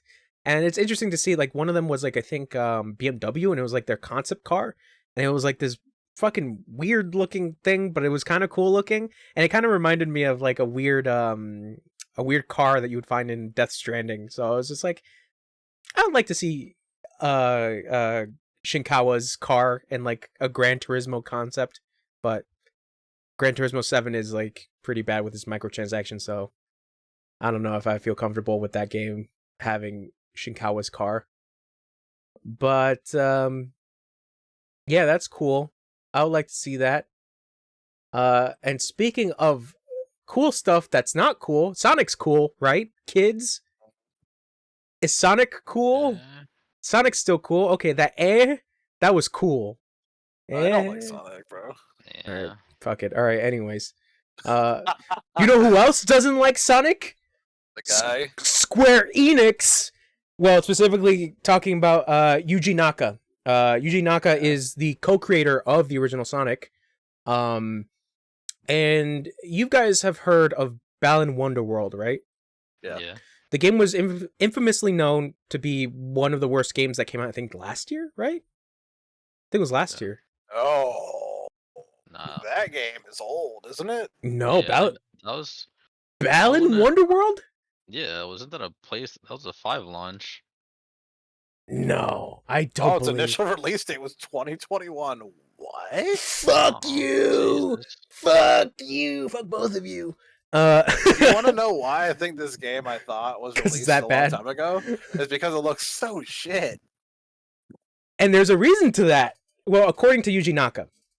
So this happened like a couple days back on the 29th of April.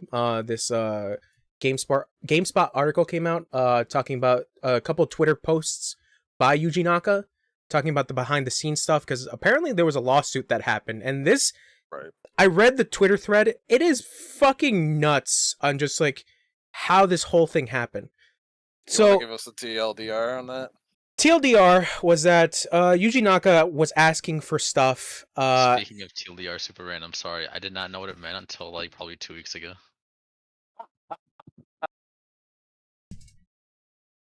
Okay, continue. That's actually pretty funny, because like I had a similar issue with that, like maybe 2 years ago, where I didn't know what it meant, and then I like Googled it and I was like, oh no way, really? Cool, got it. Yeah. Continue. I can Jumpman. now. I can now. Okay. Fucking dude, bitch ass coming I out don't here. know. Can you? Can No, you now? no, I can't. You want to Funny take this thing story? about him Did you not read being this story, Wesley? You want to take it away? No. Yeah, that's right, bitch. I'll take it away. Shut up. All right, you take it away. TLDR. Alright. TLDR, man angry because his birth child of Balan Wonderworld wasn't good when it came out because they didn't finish it properly. Boom. You basically got it right. Because I read it. Yeah, you basically got it right. Because Because someone reads. now, the thing I was interested in is the lawsuit.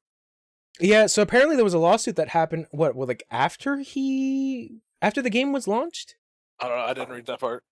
A work order was issued removing me as a director, so I filed a lawsuit court against Square Enix. 6 months before the launch. So basically what happened was that he was taken off the development team, and he was the director. So the first little instance that happened was when they released a trailer for Balan Wonderworld, they used a YouTube cover from some YouTube artist in which Yuji Naka was like, why don't we just use our music instead? So that was the first red flag from Square Enix. And then the second one was when he was playing the game during its testing phase, he started to realize that there were a lot of bugs and wanted to issue, that these bugs were very prominent in the game. And Square Enix at the end of it was just like, let's take you off. You're off. So after he was taken off, it was like 6 months before the launch of the game. So he's completely gone. And they were still developing that game. And obviously, look how the game turned out. But to say what exactly was Yuji Naka's, vision for Balan Wonderworld, because what I've seen and what I've heard of people playing it, they're saying that it's not a particularly good game. The other thing that is also kind of the other side of the story is that apparently Yuji Naka is very hard to work with. Because what I've seen from like interviews and stuff and like people who worked with him, he's known to be kind of a hothead, not a hothead, but like a little arrogant at times. So like coming off with ideas and stuff, like he's a little like iffy. So it just depends on like, for this current situation, I feel like it depended on like how he responded to the music being changed and like the certain bugs and stuff like that. Because if he spoke to them saying that these bugs are happening, because I feel like just taking you off the game because a couple bugs are on there is so weird. You know what I'm saying? Yeah. Yep. So there has to be something that he might have said, to the company, being like, I wonder if maybe it wasn't something he said, but more so like the company was like, so maybe like what you said was right. Okay. So maybe he did say like, I think maybe it was more about a time frame. Mhm. Like he might have been like, it's going to take another year. yeah, Because if you read some of the stuff he said that he needed more time on it. Yeah.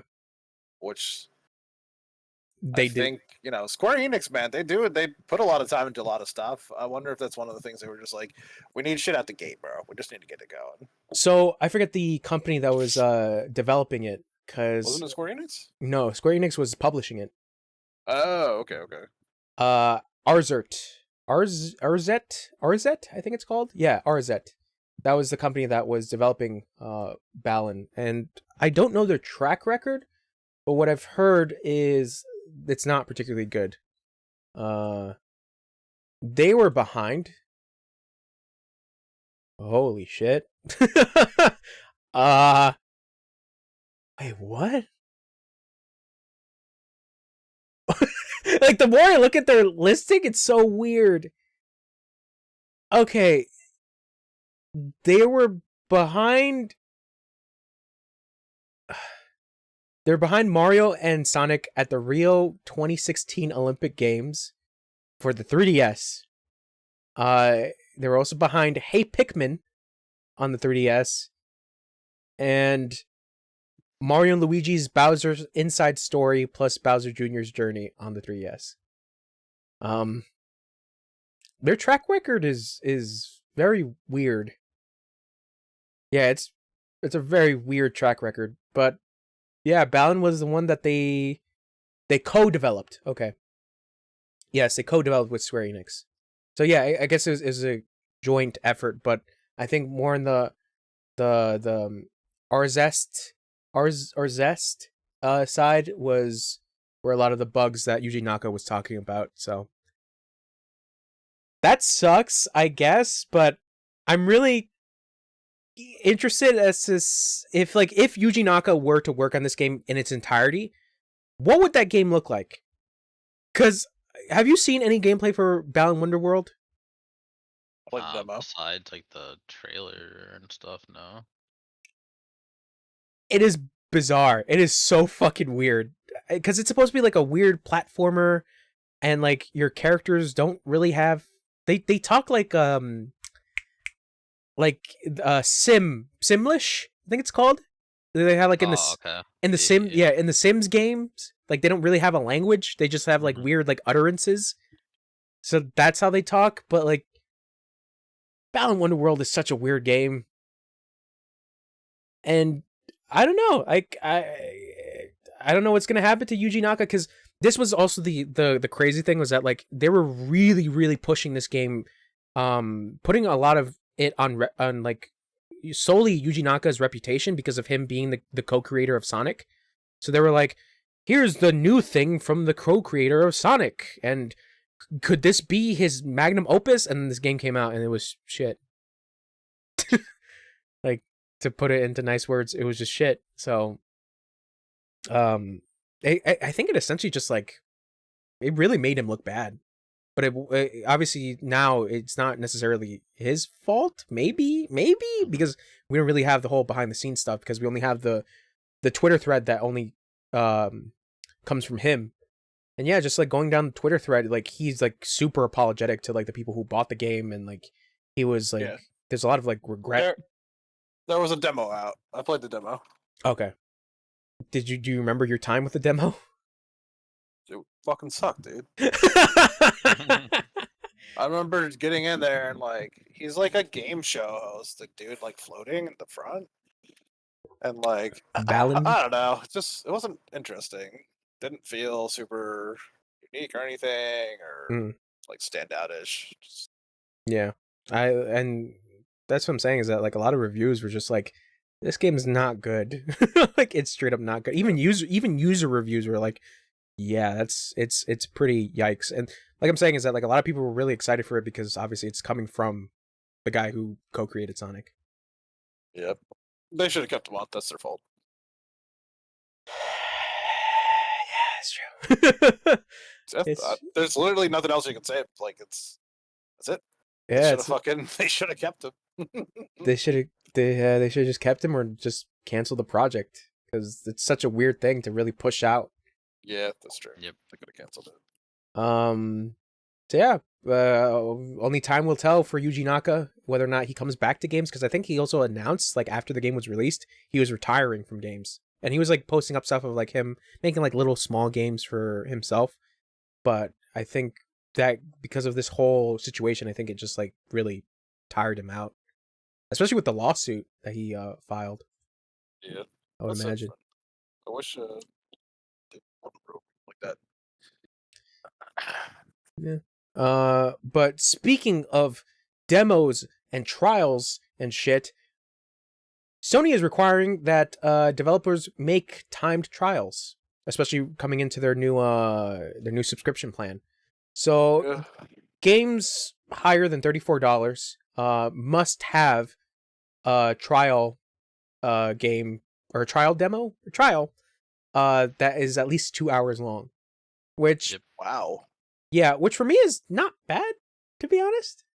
I don't mind it. I feel like the whole 2-hour thing is just kind of long. I mean, I don't think it's that long. I think that's a good time. I think forcing companies to do this isn't really the. I think that's the caveat. Yeah, I think that's the caveat. To be honest, is like the enforcement behind that is kind of iffy. It doesn't strike me as such a bad thing though. Just because like personally, it makes me feel like an older time with games where like Mhm. back in the day we would have a lot of demos that were going around. Mhm. And we kind of like have been away from that for a long time, right? Like Yeah, demos aren't as like Prominent relevant as before, anymore. yeah. yeah, that's Um, true. so it actually excites me a little bit. Um, Hmm. I think you have to have a higher Yeah, I think it's the second tier. subscription, I think it's the second so tier. which isn't bad. Like I don't think $100 is too bad a year. Yeah. So But yeah, who go ahead. knows? No, I was just saying, who knows like whether or not it's gonna be good or bad. Yeah, If it becomes problematic for a development team, then I would say like maybe that's not the way to go, man. I don't know. Yeah, because that's what I'm thinking of as well. Because like, there's also the side of like indie teams that like usually sell like some of their games for like maybe 30 something dollars, depending. And it's just like that whole thing of like they have to create this whole 2 hour demo just to get people aware of their game. But there's also the thing of like, why not just do the full game, but like only 2 hours of it, like Cyberpunk did, because Cyberpunk did that where its trial period was like try the game out for the whole game for like 2 hours, as much as you can do. What if your game is only That's a good question. I don't think they would do that though. 2 hours? I don't think it's not gonna be like fucking what's that game called? 12 minutes, where I think um, the whole game is like 8 minutes technically if you can beat it. yeah, I didn't think about the indie thing, man. That's kind of a good question. Would be, is Where there any wiggle room for certain companies, right? yeah, Yeah, and because like most, sorry, most indie games aren't that long anyways. yeah, it depends. I mean, I'd be cool with like a 10 minute, demo for most games, anyways. I think it just depends on the game, to be honest. Because if it's a game that has a fucking long ass tutorial, then it's like it's not worth it, to be honest. Yeah. Look Right, at but if they're also like throwing you into a demo, because sorry, go ahead. no, because I was about to say like look at Dying Light 2. Dying Light 2 takes forever to Oh get to yeah. the actual game. Right, but what I'm saying is if it's a demo, it doesn't have to be the beginning of the game. You know, they can just throw you into the fucking game and be like, That is this is it. that is Try it true. out. Yeah, that is true. They could Well, put you in a are they gameplay section. classifying it as a demo or a trial? Because those are two different That's things. true. It's we're talking about a trial. We're talking about a Oh, trial. oh, fuck, right. That is true. No, Wesley's right. Yeah. So Huh. like demos is usually the beginning. Mhm. Trials could be like anywhere in the whole game, pretty much I at this I point. I assume trials are usually just like the beginning of the game, to be honest. I was gonna say, Like it's the full demos game. uncover the other thing where it's just like a random It, spot.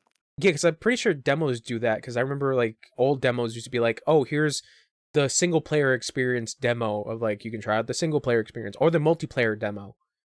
But I think for trials, because like I'm saying, is that the Cyberpunk one that I played was the full game, but you can only play up to 2 hours because it had a timer, which kind of leads into my other thing. I does that mean if you get to the 2 hours, can you replay the game again, or is that just it? No, your trial expires. I'm pretty sure for trials, that's Yeah, how it's it like once goes. you hit It's the you have a limit, certain then it's amount of over. time to go through. That kind of sucks, though, don't you think? No, That you only have like Nah. one time to play this. that's what they want, though. They don't want you to keep running. Who's to say like you? Probably nobody would want to do this, but who's to say like you would only want to play this 2 hours over and over again? You never know. You're just like, oh, this was cool. I'll do it again. And never buy the game. Hmm.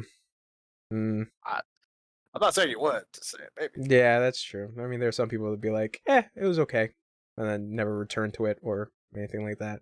Yeah, and I mean, you're still gonna have that, right? Like, I think the hopes is that the trials are gonna bring more people into buying more games. To buying or Yeah. purchasing the higher subscription service to play those Oh, PS4 right. games Yeah, and yeah. stuff like that. It's Yeah, interesting that's because true. like most trials are just the full game, and I'm keeping my fingers crossed that something like that happens where I got lucky in which Yakuza 6 came out on PS4 and they did the demo version, but they did like it was essentially the full game but a certain section of it.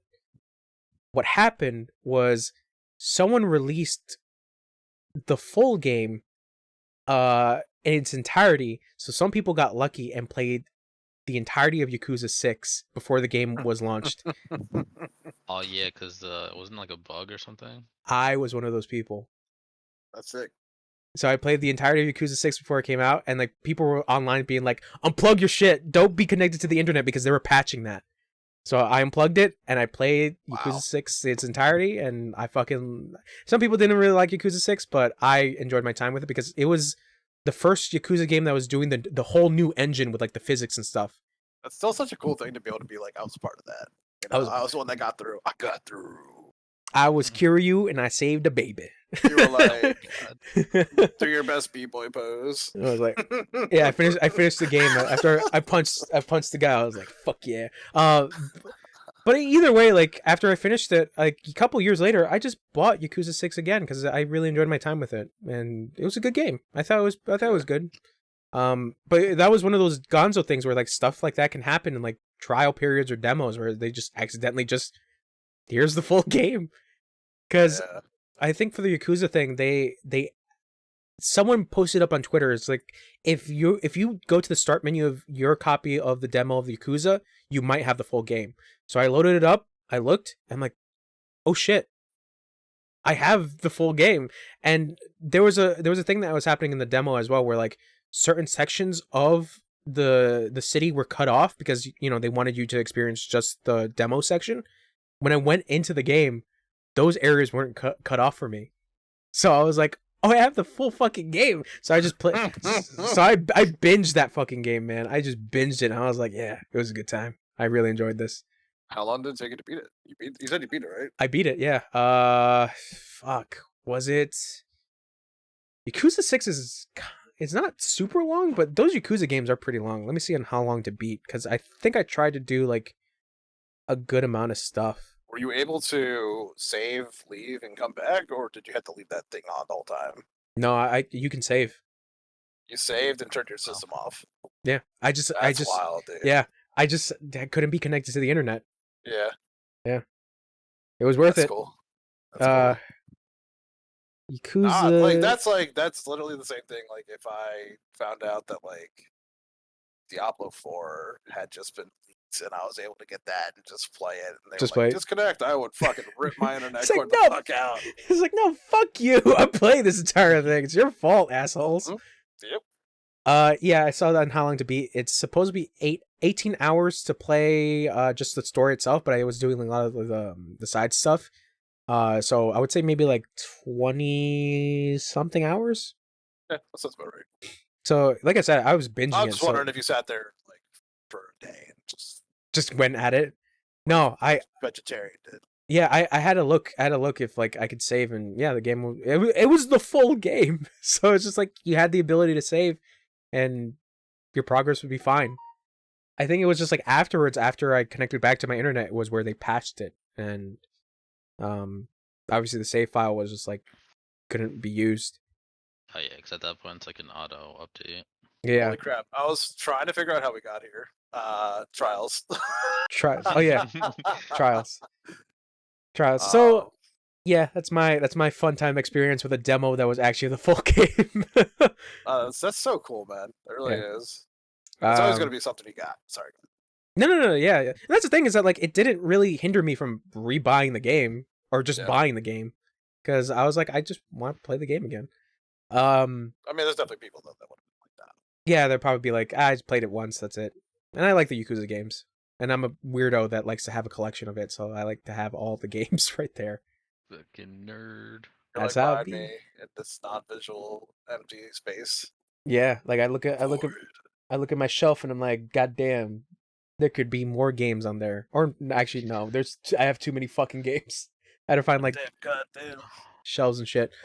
Anyways, so who knows? I would like to. Well, that's also the other thing, is that like I'm pretty sure all of us are just gonna stay on the regular plan. So it's like, unless there's something I really want. Yeah, unless there's something that I really do want to try out, but like the PS4, PS5 collection is kind of enticing, but you have those games. The question is like, I already don't give a fuck about anything that's out. Yeah. If I care about it, I own it. So like, That's do true. I really need the pass for these games that I'm never actually probably gonna play? Because like it's stuff that we've already played. Well, I've kind of played already, and it's. I think what they listed for like PS5 stuff was like Miles Morales, Returnal, and for PS4 stuff it was like God of War, obviously, and I think The Last of Us, maybe. I don't remember. Yeah, I But mean, honestly, if it was more so like the Xbox One with like when God of War comes out, you get it for free, then yeah, that's I'd right. probably do it. But I'm not going to because it's it's not like that. Yeah, I mean we've talked about this. It's just like Xbox personally is like a better deal, but Yep. People are still gonna buy the new subscription plan regardless. Yeah. It's their money. No, of course. Yeah, and speaking of money and online, Ubisoft access online support for 91 games. Is there anything we care about in this list? Or Did you care about the multiplayer for Tom Clancy's End War, Splinter Cell, World Conflict, or Ghost Recon Advanced Warfighter 2, or Hawks 2? And I didn't even know Beyond Good and Evil had online. wow, really, Hawks too? Yeah. That sucks for people that have that game. Yeah. So pretty much no. Okay. Pretty much no. Me, anyways. Interesting. A lot of it has to do with PC. Yeah, it's mostly Avatar PS3. To be fair, like a lot of this is dated stuff, so why not? I don't think it's a problem really. I mean, there are small communities that would have an issue with this. That's my perspective, is that like there Of are people course. still playing this, but Of course there is. yeah, I'm not one of those Wait people. a second. Hyperscape is taken down. Hyperscape is the Is there battle royale they did in Battle Royale. Yeah. They think wait, really? They're taking Wow. it down? Wait, wow, Yeah. okay, jeez, that game came out like not too long ago too. I remember they gave up on Hyperscape- that. But that doesn't mean that it's coming off of PS5. It says PS4, Xbox One, and PC. Where So do you that see could just this? be those. If so, here I'll send you the list. I just clicked on the thing. That they had linked. Oh, the titles? Oh, okay. I see. I didn't see the full list. Holy shit. I only saw like the little bits. Yeah, you can see Hyperscape, and it's just on those certain consoles. So Holy and the PC. shit. I think they axed Hyperscape altogether though, because I'm pretty sure Yeah, I saw an article about that. they gave up on it. Yeah, they really did. It's just like they gave up on it. They're taking out the offline for Assassin's Creed. Far Cry, they're taking off the multiplayer stuff. Hyperscape was officially retired the 28th of April, 2022. Yeah. Yeah. Wow. Wow, a couple days ago? Yeah, Yeah. Holy shit. that's wild. Wow. I Am Alive. Wow, Just Dance, really? That's sad. You can still play the game though, technically. Yeah, you can still play it, but just the multiplayer aspect is just gone. Rayman. I didn't even know it was Really Rayman. much multiplayer for Just Dance though. Wow, Like, they took Might and Magic. I'm literally just reading names and going, wow. Wow, I remember that game. I remembers. What? I think overall, I'm just surprised. The Watchdog companion. I remember that. I remember that, where it's like you can use your phone to do stuff from like Watch Dogs. Yeah. Wow, my face is like, It's fading in and out. I have like stuff on my forehead. Do I? No, okay. Sorry, go ahead. It's just the filter, bro. Don't worry. You're a filter, bro. Thanks, bro. Get filtered. Yeah, I didn't see the full list. I only saw like the little bits that they showed. But Yeah, you're holy welcome. shit! Yeah, you're welcome. Thanks, man. I appreciate it. Damn, man, they're gonna take out fucking Just Dance like that? That's bullshit, yo. It's fucking bullshit. Yeah, honestly, the Just Dance games are pretty fun. They're good, right? Yeah, I Like, like them, man. Never played. Ah, dude. Have you you're ever played missing out. DDR? No, I've always wanted to though. Same. Really? I've seen the arcade machines back at the arcade that I used to go to, and I never. I don't think I have it in my house. I think it's actually at my friend Ryan's house. I have DDR pads and the games, bro. Dude, I've been wanting to get the whole set for the house. If we ever link up, bro, I'll bring him around. Yo, dude, I Yeah. swear. Yeah. We It's, must. We Fail must do that. epically, but I will love to try it. We dude, must do that. I'm We talking must do like it. DDR2. Like the music's so like Asian, but so. I wouldn't. And Yeah. it's fun, man. I love DDR so much. But Just Dance. No, yeah, DDR is way better though. Just Dance is fun, man. I remember playing on 360 a long time ago.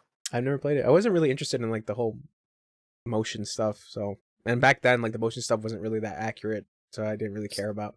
Honestly, like I just like music. So like when I found out it's like just music and moving your arms and legs, like Mhm.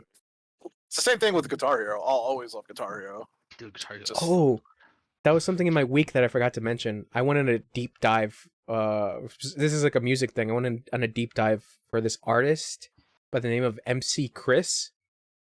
If you don't know who MC Chris is, he used to work on Adult Swim as. No, it's not me. He used to work as a voice actor on Adult Swim. He was in shows like Aqua Teen Hunger Force and C Lab 2021. yes. So his voice is very recognizable because it's like very high pitched and kind of nasally. So in Aqua Teen, he played a demonic spider by the name of MC P Pants. And he has a song called I Want Candy. So I listened to the song, I'm like, it's actually not a bad song. It's actually kind of fun. He also did a song by the name of like Kit Fisto Smile that I really like because the beat is like a disco instrumental and I really like it. He has a very like interesting voice. Link these at some point. What happened? I said link these at some point later. Yeah, I'll put these up. But his music was known as like nerdcore, which was just like something I've never heard of. And I saw this like whole web essay, this whole like documentary like video about like the rise and fall of MC Chris, and it is fucking depressing. It is so depressing. It was like 8 months ago it was like released, and it's just like this whole thing of like how this dude really thought he was gonna be the next big thing, and then just crashed. And like the guy who did the video like posted up MC Chris's like Facebook Live stuff, and the dude is like going through a divorce. Like he's like emotional and it's like super depressing. Yeah, it's like super depressing. I just wanted to bring that up because that was like one of the things that I remembered from my week. Speaking of music, but yeah, Sad because like that's just natural shit that happens in life. it's human stuff. Yeah, it's just yeah. I'll post up the not the video, but like the Yeah, I don't want to see his divorce, but I'd love to see his nerdcore stuff. Bro. divorce Just selfie. MC Chris's stuff. Divorce selfie. But I think also there was something that someone posted down that he's planning on doing a comeback as well. So I don't know when he's gonna do that, but he has a very interesting voice. That's all I have to say. Yeah. So music, Just Dance. Okay, we're back to our topic. I don't remember what we're talking about. So yeah, it's just online support for a lot of this stuff. Like I said, there are probably a lot of like small communities that like try to link up and play games online, but obviously that's the sad truth of a lot of online multiplayer games. Is just like I think a lot of it's going to be a lot of like 1v1 friends type of stuff that they won't be able to do that no more. yeah, So. yeah. Because I did I ever tell you that I wanted to play that game Mag on PS3? Oh yeah, dude. I really wanted to play that game but this was like years later, and by the time I was just like, oh, I found a copy, the online went off. Yep. And I was just like, damn, that sucks. Games like that are also like way too ambitious. Yeah, because like wasn't the whole like appeal of that was that like you had like more than 100 people on a map, something of that sort. The whole idea was that you were kind of like real soldiers, in the sense of like you had to strategize like your war, and like no one would listen to one guy. Let's be real, it's an online game, but it was. I think that was the like idea. It was like you guys would be like, all right, we need 10 over here, 10 over here. Let's go, move out, look for the blah blah blah blah blah blah blah, war. Yeah. So I forget. Was it the one where if your health is low, you just inject yourself with something? Because I feel like that was like one of the things that I think I played the demo and it's just like all of a sudden I'm like a dude just takes like a syringe and just like injects into his wrist and he's like he just goes off. I thought it was more realistic. I don't know. It might have been syringy. It might be all the syringes. Yeah. Heroin. Yeah, all the heroin. Wait, what was the other game that I saw? Was it Haze? They do Haze? No. Okay. No, it was Haze. They did Haze? Yeah. Yeah. Did they develop Haze?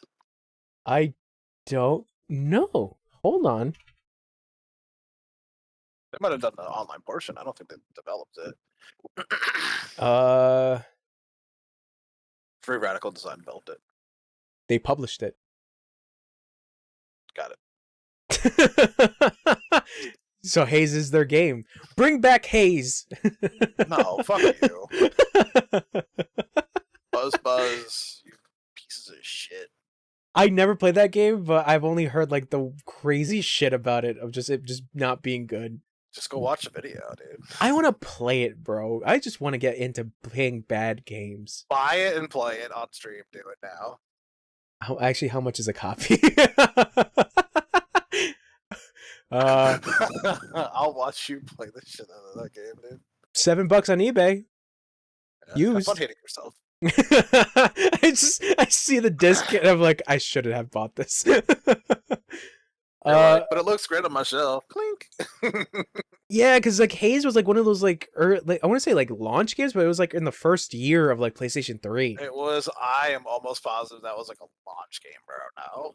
Yeah, because I remember there was like Lair. 2011, I think. Yeah, because I got it confused with Lair, and Lair was a completely different game where it just like Lair was like the fucking motion controls on the dragon. And 2 Human. I remember when they were announcing these games, dude, with the fucking system. When they were like, these are the games that are bringing up out, I was like, who the fuck cares about any of this shit? Lair looks fucking dumb. Fucking Haze looks fucking dumb. What else was there? The fucking stupid ass game you like. I'm sorry, but the fucking There's a lot of stupid ass games that I like. The Dead People. Oh my god. Resistance, bro. The aliens. Oh, the dead people? Like, they no. look like dead people. The aliens look dead. They're aliens. Man, Resistance is a whole fucking other topic. We just those first two games were like meh. They're really. I think it's just the art style, and it's really unfortunate because I do like the designs of the Chimera. It's not just art style. The stories are not great. Yeah, I'm saying is that like I feel like the detriment to that was like the way the games were like shown. It's just like they're all bleak and like almost grayish, and it's just like damn, like there's nothing that pops. I also hated Killzone. I only played a little bit of Killzone 2. I beat Killzone 3, and that was the only Killzone I ever finished. I just don't think they were ever like. I don't have a lot of constructive criticism on these things, man. I just didn't like them. Killzone 3 was okay, as far as I remember. I kind of want to go back and play through all the Killzone games, to be honest. That's just me. That's just me. All right. That's just me. Honestly, when I played Killzone like back in the day, they weren't that bad. I mean, that's just me, bro. I have the fucking Killzone trilogy. Yeah, Diablo's better. It's okay though. All I remember was the fucking PS4 game. Shadowfall not being that good. Diablo on PS4? Oh yeah, because they were trying the whole the new thing with the touchpad and trying to integrate it to because it was best ability. Because that was most of the launch games on PS4. Because that was a launch game. Was that like it was really trying to use all the touchpad shit? And they should just bring SOCOM back. How about that? Yo, I've always wanted to play a SOCOM game. SOCOM's great, dude. I would highly recommend playing SOCOM, the PSP version. The PSP game? Love that. I forget which. I was so close to Dragon 2. SOCOM. Which the last one they had was on PS3, right? I have no idea. SOCOM these nuts. Ah! Oh, I almost dropped my coffee. On my nuts. Excuse me. Interesting. Yeah, I actually want to see this. Like SOCOM just like ended because I think the last game didn't sell well. Because what was Haler took off his headphones. Because like what is the appeal of SOCOM? Because I know people were saying like it's more like strategical and stuff like that. What is the what? The appeal of the SOCOM games.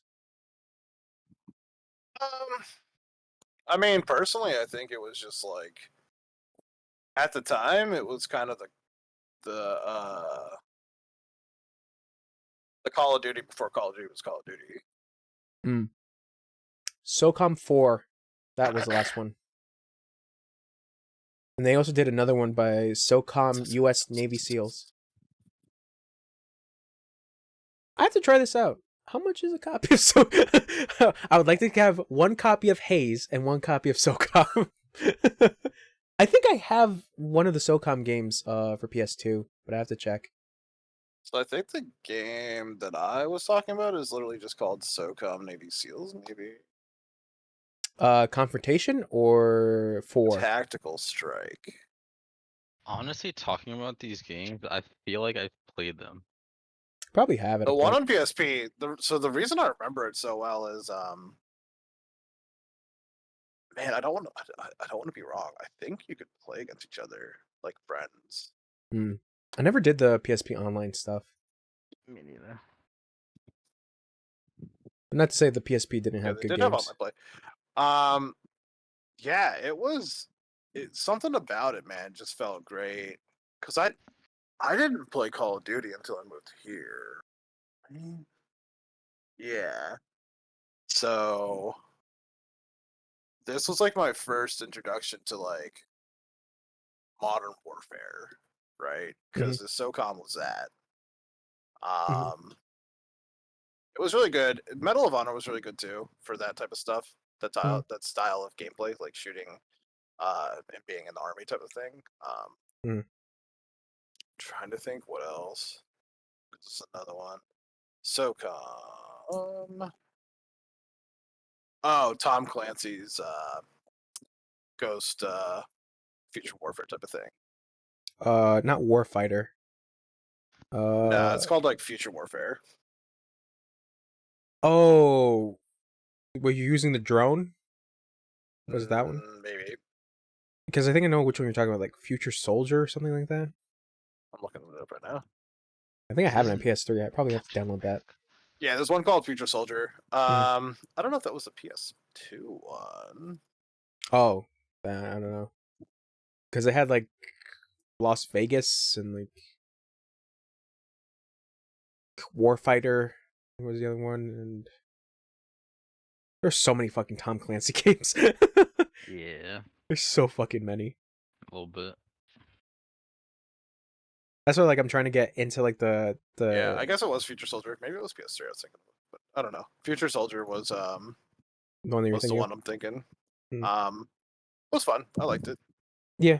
I was talking about Tom Clancy. I'm trying to get into like the Splinter Cell games, but I just haven't for some reason. Oh. Yeah, those always look fun. They do, yeah. I mean, I like stealth games, to be honest. I was playing Resistance, and I'm like, the controller that I bought, the fucking shitty one, god damn, the fucking analog sticks are like super stiff.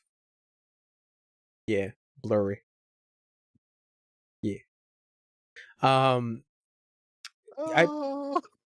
have to go to that. I hope that guy's still open. The retro guy around here. I hope he's still open because I want to see if he has any like PS3 controllers and if he has like some of those PS3 games.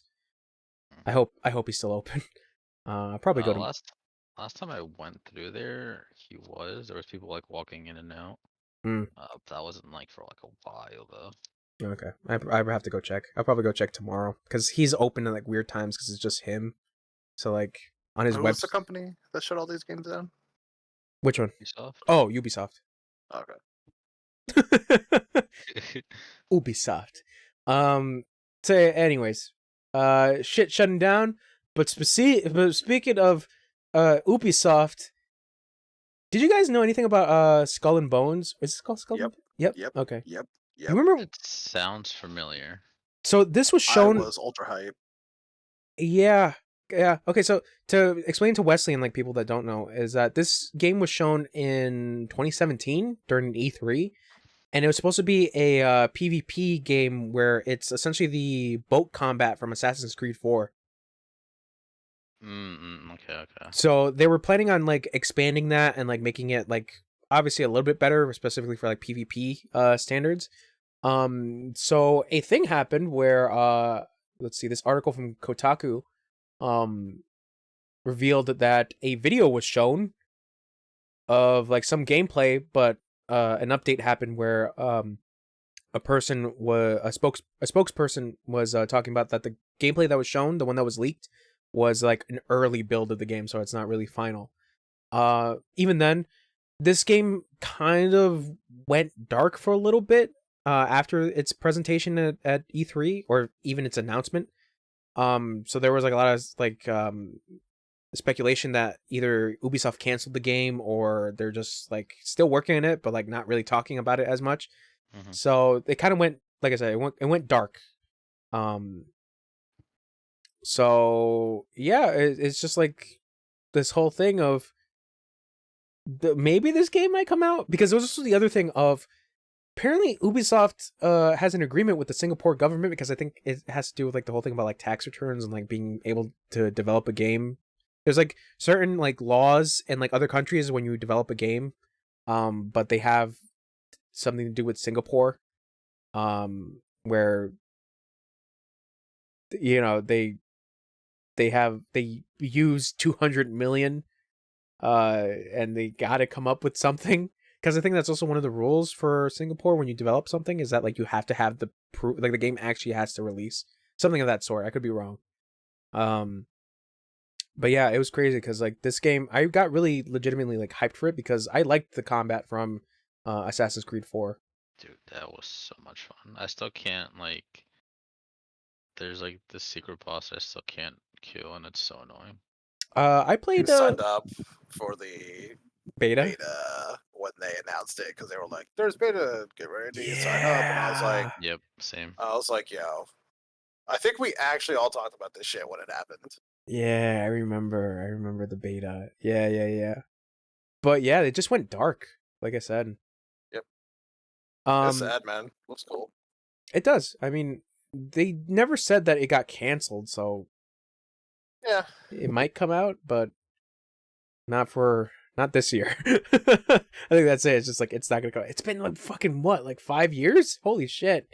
Since it was Yeah, it announced. might be one of those things they just shelf until they decide that like they actually might want to do it. Yeah, because I'm It's trying like to think. Same thing with Beyond Good and Evil too. Oh, That got yeah, announced, but there's literally no word on it at all. yeah. And I never played. And I mean, that's also the other thing is that like I see Beyond Good and Evil 2. I'm like, I should probably play the first one, and then like that game going dark, and I'm like, I got time. I got time. But speaking about like the combat of like the Assassin's Creed boat stuff, I played Odyssey, and obviously they try to do a lot of different stuff because like you're not gonna have like a cannon or anything like compared to the 4. But I don't know why I feel like the boat combat for 4 is a lot better. I don't know why. I really have to replay 4 just for the boat combat stuff, but the other iterations of Assassin's Creed games that try to do the boat combat don't feel that great like 4. I think it's because of the fact they went farther back in time. You're not gonna have like cannons and like other shit and stuff like that. Like you're using like bows and spears. Yeah, it doesn't feel as epic when you're shooting cannon. Yeah, when you hear and the you fucking feel, boom. yeah, Yeah, the cannon. you see the Yeah. smoke compared to like, oh, you're shooting fire arrows, and then it's like, okay, cool, I Yeah. guess. I mean, I think with Assassin's Creed, you still had like boat bosses. Yeah, with Odyssey Yeah. specifically, you had boat bosses. But yeah, something about 4's ships felt good. Yes. So yeah, we'll keep our eyes out for Skull and Bones. Maybe I don't know. And this kind of leads. This kind of like follows after this next article. About the like stuff being taken away and cut.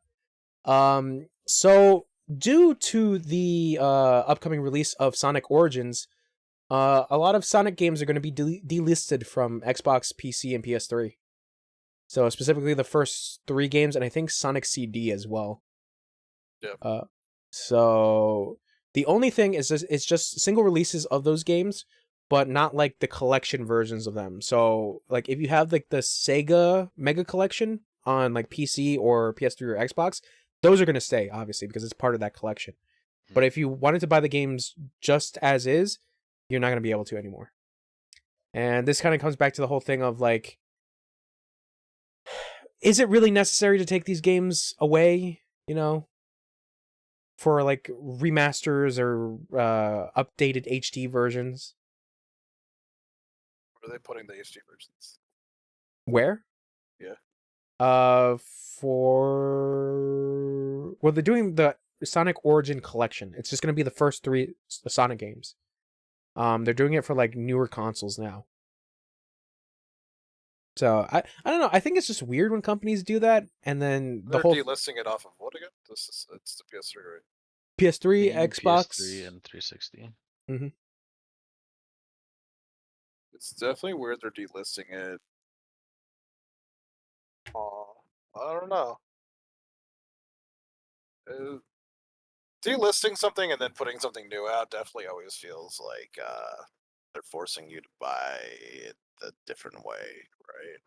Yeah, because you essentially have no Because you option. could always go back and just buy it on PS3, but if they Yeah. delist it, you can't now. You can't download it unless you I have don't that know. Sega I've Mega Collection. before any of this, like, if this was back in the day, like, ugh, Big yawn. if this was back in the day,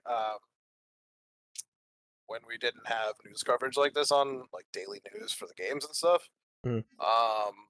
you know, we wouldn't be so surprised with like this happening. It just happened, Yeah. and but I mean, I don't know. I don't know. It's weird because like I can't think of this happening. I guess the first time this would happen would be like PS3, maybe like DS or something. I'm not What? sure. Like a delisting on a console's virtual buying, right? I mean, this has happened before. Like not that long ago with the Grand Theft Auto games. Right, but I'm saying like the first time, like way back, like Oh, the first PS3 time something first came got out. delisted. Yeah, it's I'm just I don't know why I'm trying to like talk about that. It's in my head right now, basically. The dawn of delisting. Yeah, like I think It's more so what I'm trying to say is like is are they doing it in essentially like an evil demonizing way, right? For them, are they evil eh, for doing this, or I don't think so. I It's think not great for everybody it's though. not. It's obviously not like evil, but it's not really consumer friendly at all because of the fact that some people would like to buy the original version of the game just to have the original version because there can be instances where this newer version is bad. For example, Right. Warcraft 3, the Grand Theft Auto. Grand Theft Auto was another one where Rockstar just essentially just delisted all those original games from PC and are like, all right, here's this newer version of the games, and it ran like shit and it was bad. And then for the Warcraft 3 stuff was Blizzard took off the original Warcraft 3 for the new one. And there's no way of playing the older Warcraft 3 ever again for PC. Not even physical works if you had it physically. Oh, really? Yeah, doesn't. I don't think it works. No, I could be. Maybe I'm wrong. You have it. Do you have the I physical own version? it. I'm gonna go look right now. Put it in right now. Let me know. Because I could be wrong, but I think the 'Cause I installed that shit like I want to say like a year ago. because let me actually look this before I make any effort of saying that. Yeah, I'm So that'll right. make me sad if I can't play Warcraft again. Because I think you can only play the Reforged. That's what it's called. Hopefully that's not true. Don't do this to me, Blizzard, you son of a bitch. Physical copy.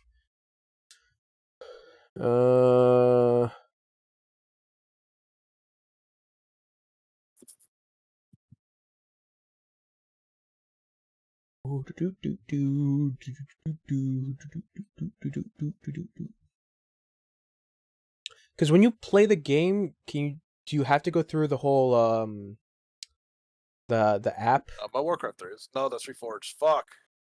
Really? Hold on. StarCraft 2. That's Reforged. I think I have to go to the actual website. Give me a second.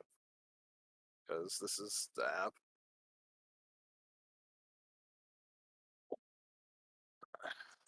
Oh, okay. Yeah, I think physical is untouched. It's just the downloaded version that you can't play the original.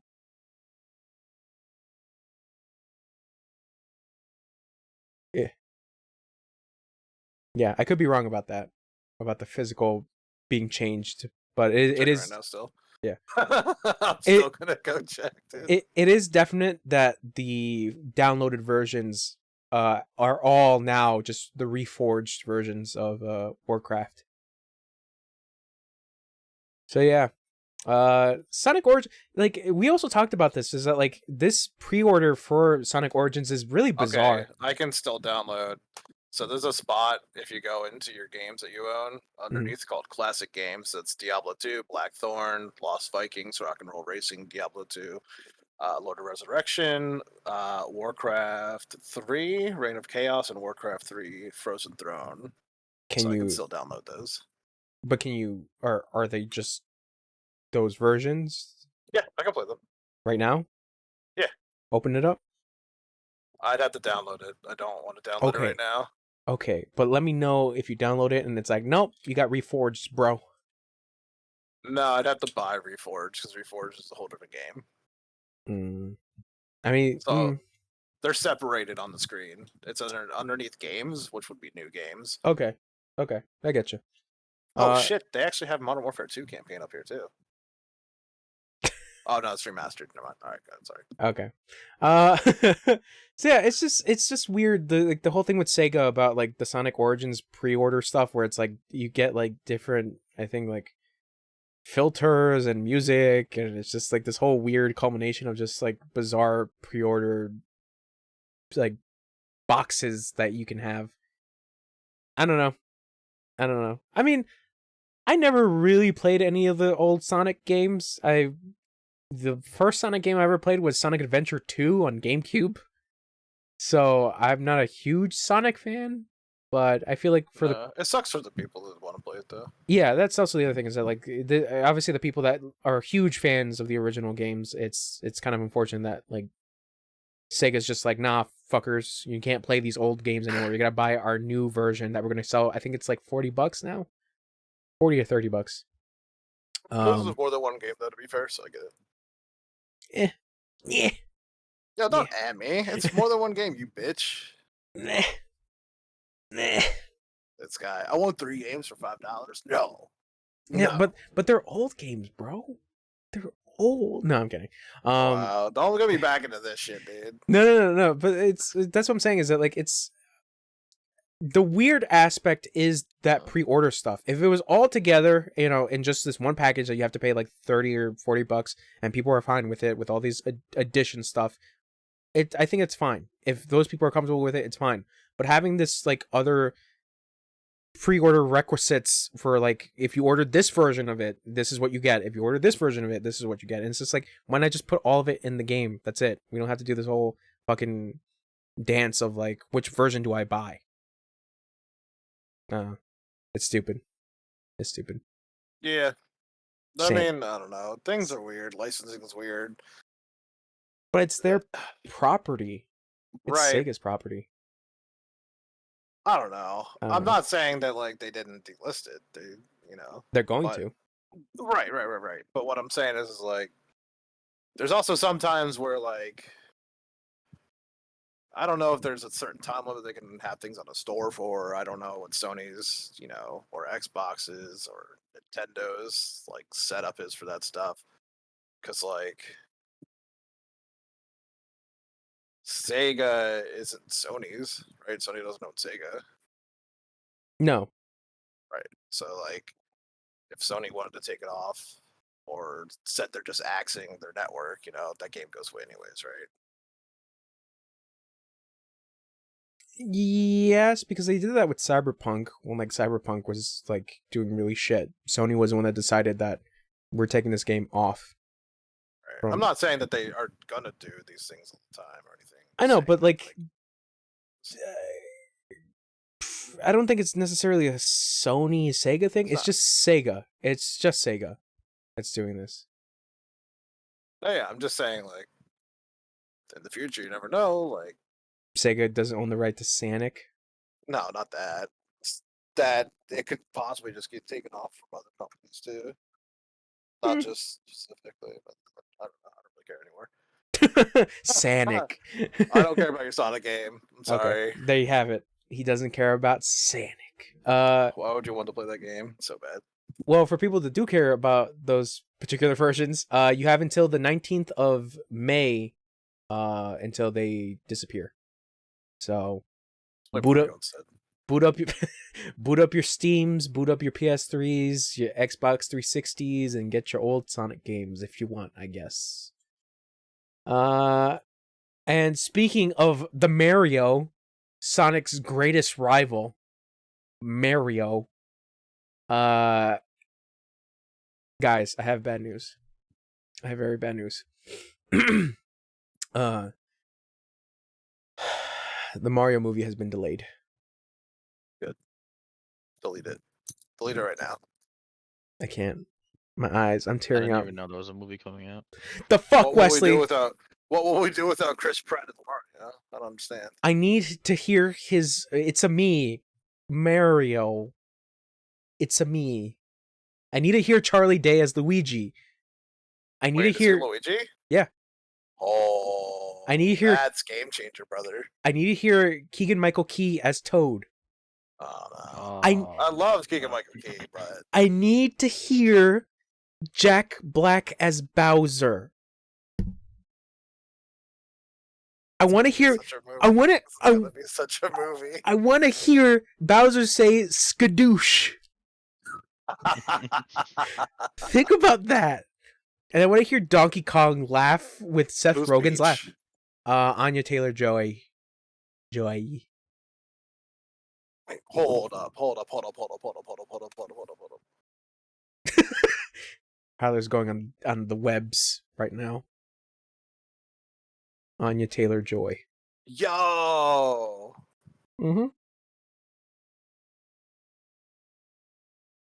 Oh wait, is this what I think it is? Okay, now I gotta look at this. Go ahead, keep talking. I'm listening. So a Twitter post came out from Nintendo of America stating, "This is Miyamoto. After consulting with Chris San, my partner at Illumination on Super Mario Bros. Film, we decided to move the global release to spring 2023, April 28th in Japan, and April 7th in North America. My deepest apologies, but I promise it will be well worth the wait. This is Miyamoto." So everybody thought that the Chris San that he was referring to was Chris Pratt, and it was not Chris Pratt. It was what's his name? Chris Meledandri?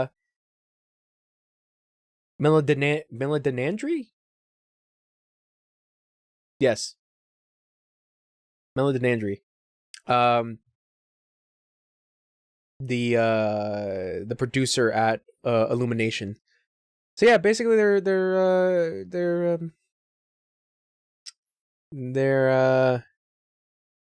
delaying the movie. But I just want a trailer to come out. That's all I want. But it was such a weird tweet from Nintendo of America stating that it was Miyamoto. Yeah. I mean, I think it'll be a fun movie. I don't think it being delayed is too much of a problem. I think because of the fact that like right now we're still on the Sonic 2 hype. Yeah. Yeah. Still got to see that movie though. I I want to see Idris Elba be Knuckles. did you see the witch? Yes. That's what I knew her from. Yeah. Anya Taylor-Joy. She was also in Okay. Split. Oh, She was the girl that got kidnapped. oh, yeah. Yeah. She's also in Queen's Gambit. Yes. She's also the Gambit Queen. Yes. Yeah, when you said her name, I was like, I think that's that really pretty chick that I remember. And then I looked it up and I was like, oh, yeah, that is her. Okay. Yeah, yeah. I also, for some reason, thought maybe it was the chick from My Name is Earl, the blonde chick from that. But that's not who it was either. I know who you're talking about. Oh man, I miss that show. That's a good show. It's a good show. I thought I wasn't gonna like it, but I really did. I really did. Well, what's his name? The guy that plays Earl or whatever. Jason something. I forget. Momoa. Yeah, Jason Momoa. Jason Mimosa. Fuck, what is his name? Bateman. No, not Jason Bateman. My name is Earl. Jason Lee. That's his name. Yeah, he's great. I love him. Yeah, Karma. Karma. And this is Karma. We loved Sonic so much that Mario has been delayed. It's funny because like you liked the Sonic movie, right? Yeah, I thought it was good. Yeah. And you hate the games. Yeah.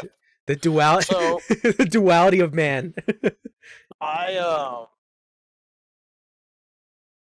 It's not even. Are you fucking kidding me with this fucking Don't switch.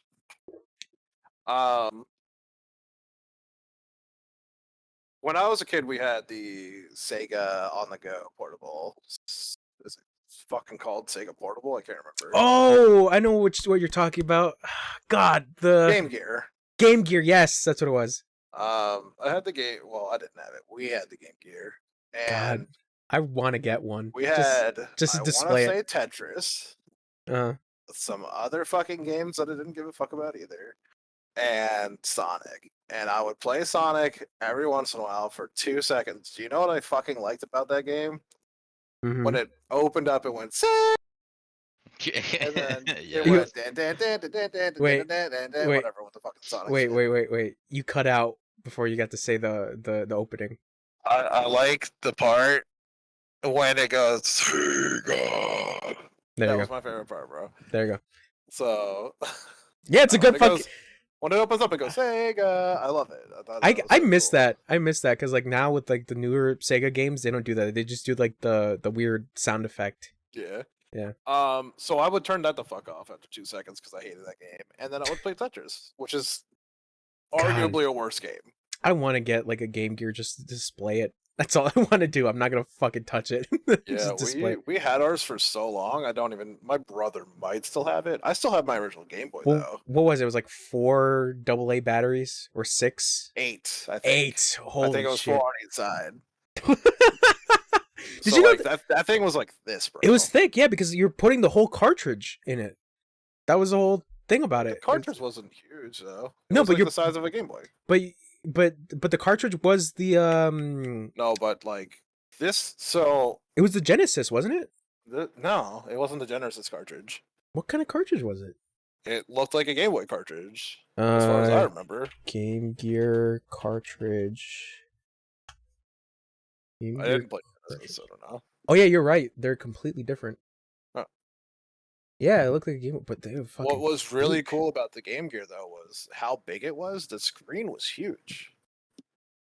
It wasn't like a small screen like that. It was wider, I believe. Hold on, I think I'm thinking of the adapt. Did it have an adapter? Hold on.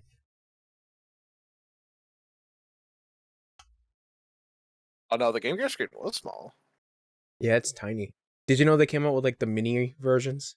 I think it's fucking huge though. Still, I think it's fucking big, dude. I see the mini version here. That's horrible looking. They have like the Sonic. This thing was such a beast, dude. Yeah, it was cool. It was really cool. You know, it was before my time, but it still looks pretty cool. That screen was still pretty big, actually. So I think besides talking about Sega, we talk about the Mario, but yeah, Mario delayed. Sorry. No, it's no, because like I was the one that brought it up about the duality of man. You can either love Sonic or hate Sonic. Hate. Before we get into the one about Diablo, because obviously this is your thing. Just a thing happened last night where Crystal Dynamics has been bought out by the Embracer Group. For those who don't know who the Embracer Group is, they are a very huge company that has bought a lot of like game studios.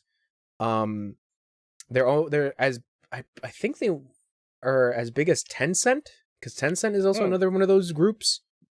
But they bought properties of Crystal Dynamics. I think they bought Crystal Dynamics itself. And Crystal Dynamics is the company that's behind the Tomb Raider games, the Deus Ex games, and I forget what else. Deus Ex, baby. Gex. But hold on, let me see what I'm boop. Believe it. Believe it. I'm trying to find this fucking thing. Yeah, because I can only think of Tomb Raider and Deus Ex. Yeah, so they bought them. Oh, Avengers. If you like the Avengers. Yeah, Crystal Warner Dynamics. Brothers game? Avengers? A game that came out recently, right? Yeah, Marvel's Avengers. Yeah, wasn't it WB? I thought Warner Bros. Oh, Square Enix published it, right? Yes. Okay. It was developed by Crystal Dynamics. Right. Uh, Sorry, I don't know why I thought WB published it.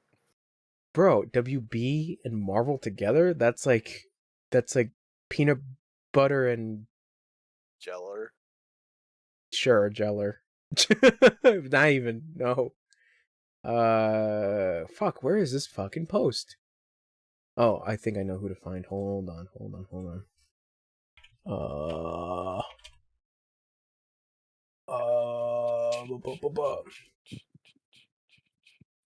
There we go. Boop, boop, boop, boop, boop, boop, boop, boop, boop. Oh, yeah, Thief, Deus Ex, Sleeping Dogs, and Tomb Raider. Not the Why sleeping why did they buy this fucking company? I mean, Make them make more horrible games. Yeah, wow, you hate Deus Ex was good. I did enjoy that game. wow, but you're hating on Thief. I never played any of the Thief games, to be honest. I played Thief. Thief was not good. I played the Yeah. beginning of it and deleted it from my system. You hating on that Tomb Raider, the Tomb Raider's remix? fun. I still Tomb have. Raider was fun. It wasn't great. I I also played this all of them. going back in time to Tomb Raider back in the day, I fucking didn't like it. Wow. Back in the day, they were pretty cool. I disagree, but that's okay. They were Wow. goofy. I If played it wasn't Dragon Ball Z, I didn't care. I think like Tomb Raider Anniversary, the one on PSP, and it just felt goofy. Like the controls felt really goofy. But I think it's because of the PSP. But anyways, who gives a shit about that? Sleeping dogs, bro? Sleeping dogs? Dog eyes? Yeah, I'm still waiting on that Dogs. Donnie Yen movie, man. Nintendogs. Nintendo dogs. What happened, Wesley? Still waiting on the Donnie Yen movie. Yeah, we're still waiting on that. Yep. It was just rumored, right? At this point, I think we talked about this. No, I think he confirmed it, but it's like on a hiatus or something. Donnie Yen. But what the fuck is his name? Fuck, what is his name? The main character. Oh, No no fuck. idea. Hold on. What is his name?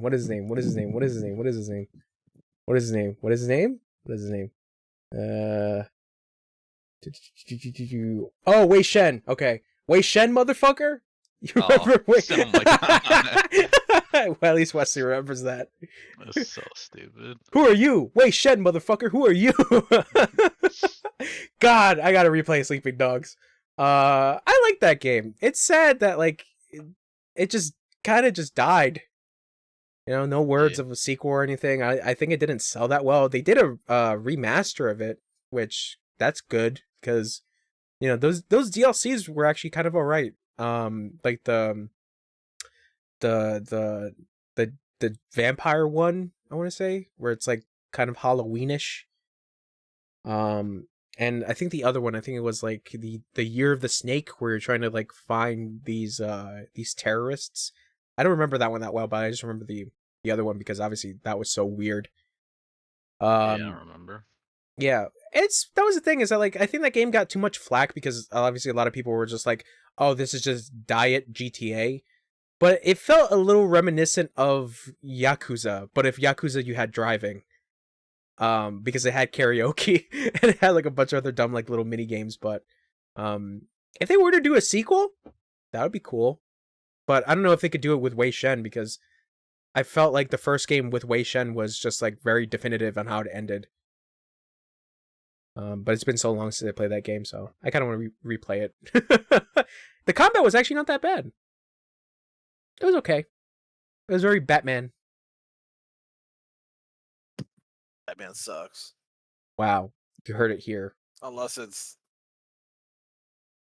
Batman. the new one. Okay. Unless it's Robert Pattinson. Yeah. And Zoe Kravitz, Catwoman. So yeah, the fucking Embracer Group embracing all the video games. Yeah, they bought like a lot of companies. I forget who, but I probably have to look up like a listing of like other studios that they bought. But they're up there, like 10. I don't think it's such a bad thing. I mean, I think they own like a part of Gearbox as well. I don't remember. But yeah, surprise. Yeah, I think the payout for Crystal Dynamics was like 300 million. So someone's retiring. So yeah, but I mean, they got the money. They really do. So They got that money. But you know who else got that money? Activision Blizzard. So I was dancing when I saw this. I was like, holy shit, Haler's gonna love this one. No, it's not. So for those who don't know, Diablo Immortal is now coming to PC. And if you don't know what Diablo Immortal is, it is a free-to-play version of Diablo, but it was initially announced for mobile. And there was that whole meme that happened where someone asked if this is an early April Fool's joke during the announcement of it, and then someone from Blizzard was like, well, everybody has phones, right? And it was just like this whole thing of like just being out of touch. So now they've announced that a PC version of this game is coming out. And I'm probably gonna play it.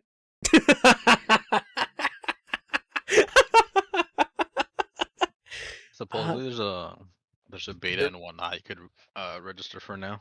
Part cool. of the fucking problem.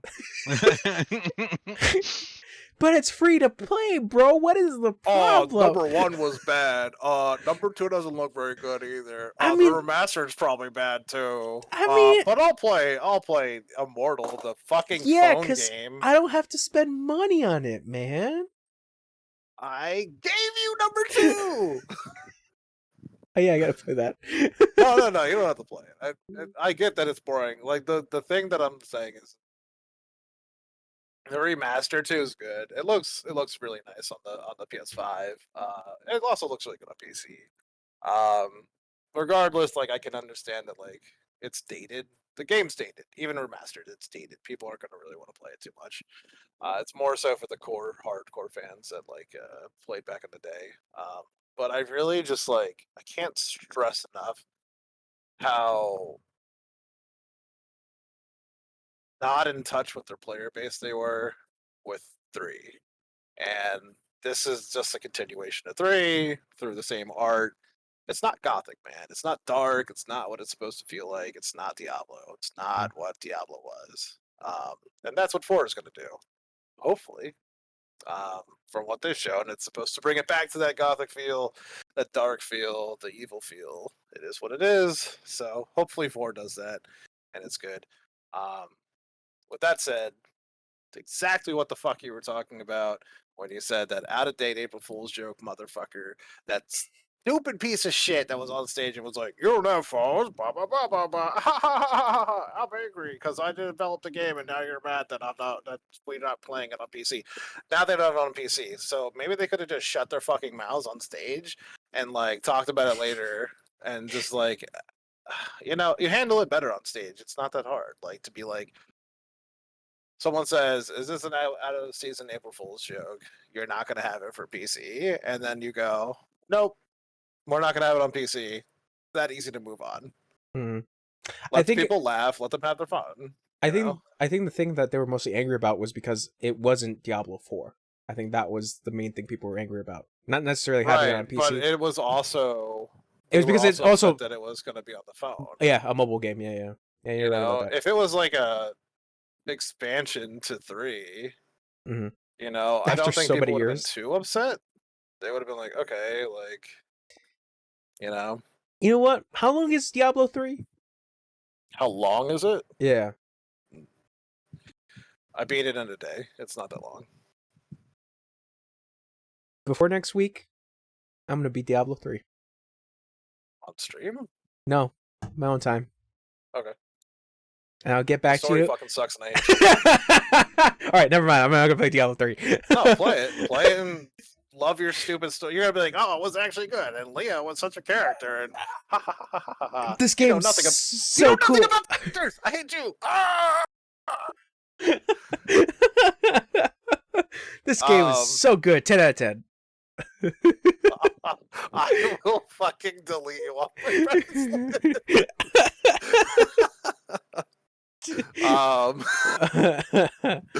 No, like I guess what Diablo 3 was like, for what it's worth, like wasn't the whole thing that like it looked more Warcraft than Diablo? Yeah.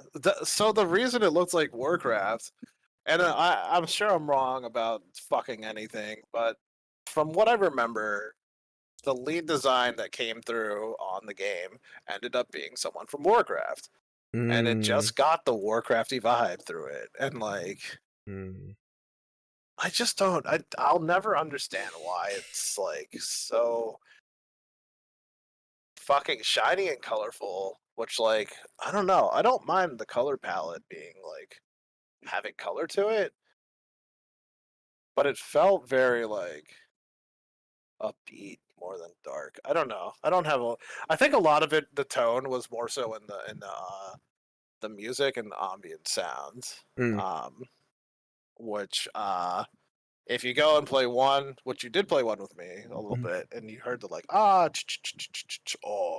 like all these like different, No, I give the first game credit that like its whole tone was really creepy, and like same its thing music. It was the same thing. And then 3, they just went into a different direction with it. So it is what it is. Okay. Well, I'm interested in 4 regardless, and I know you're probably not gonna. I don't know. Are you gonna touch this at all, Immortal? So, because it has a story that's gonna follow 3, I'm probably gonna beat it. But I will be playing it on PC. Fuck you. No, of course. Fuck it. I'm never touching my. Why do companies do this? Nobody wants to play a phone game. To be fair, it does have like cross progression and stuff. I know. Yeah. So I think that's kind of neat. I think you can make the same argument with like Genshin Impact, right? That like, why would you play the phone version of this game when you have it on PC? Again, I played it on PS4. I wouldn't play it on my phone. I hate that shit. Well, you don't like the tap? Tap tap. No, I don't feel But- comfortable doing this. But what about getting that extension controller thing? You know, the Bluetooth one that you can just like. I would feel comfortable Bluetoothing my PS controller onto my phone and playing it like it's a little screen. That's I mean, fine. you can do that, yeah. So that's Yeah. what I'm saying. I was like, I'd feel comfortable doing something like that. But not But tap tap. I don't like when games. I don't like the weird drag stick thing. Yeah, because It it'll touch. just it's not comfortable to play a game like that. I'll never like it. And The- I'm gonna be the old man yelling at the sky when it's 20 years from now and we're able to play games on the go because I'll be like, fuck you. You should be playing that shit at home, you fucking pieces of shit. You mentioned that, but it's funny because like the place that I'm working at, some of the cooks and like the even the owner, like if it's like downtime, they play like the mobile Call of Duty on their phones, and I'm just like, I can't get into it. My fucking one of my close friends, bro, was telling me how he got like a 30 kill in that game, and I'm like, it's auto aim, it's auto aim, it's auto aim, it's auto aim, and he's just like, oh, it's so cool, and I'm like, you're not good. I'm so sorry, and like I don't want to like be the You're just fucking shitting on shittiest him. person. Because fucking play the real game, asshole. It's the same thing with people that play Wild Rift League of Legends. I got a pentakill on my fucking game on my phone. Because you're shit, dude. Because you're fucking shit.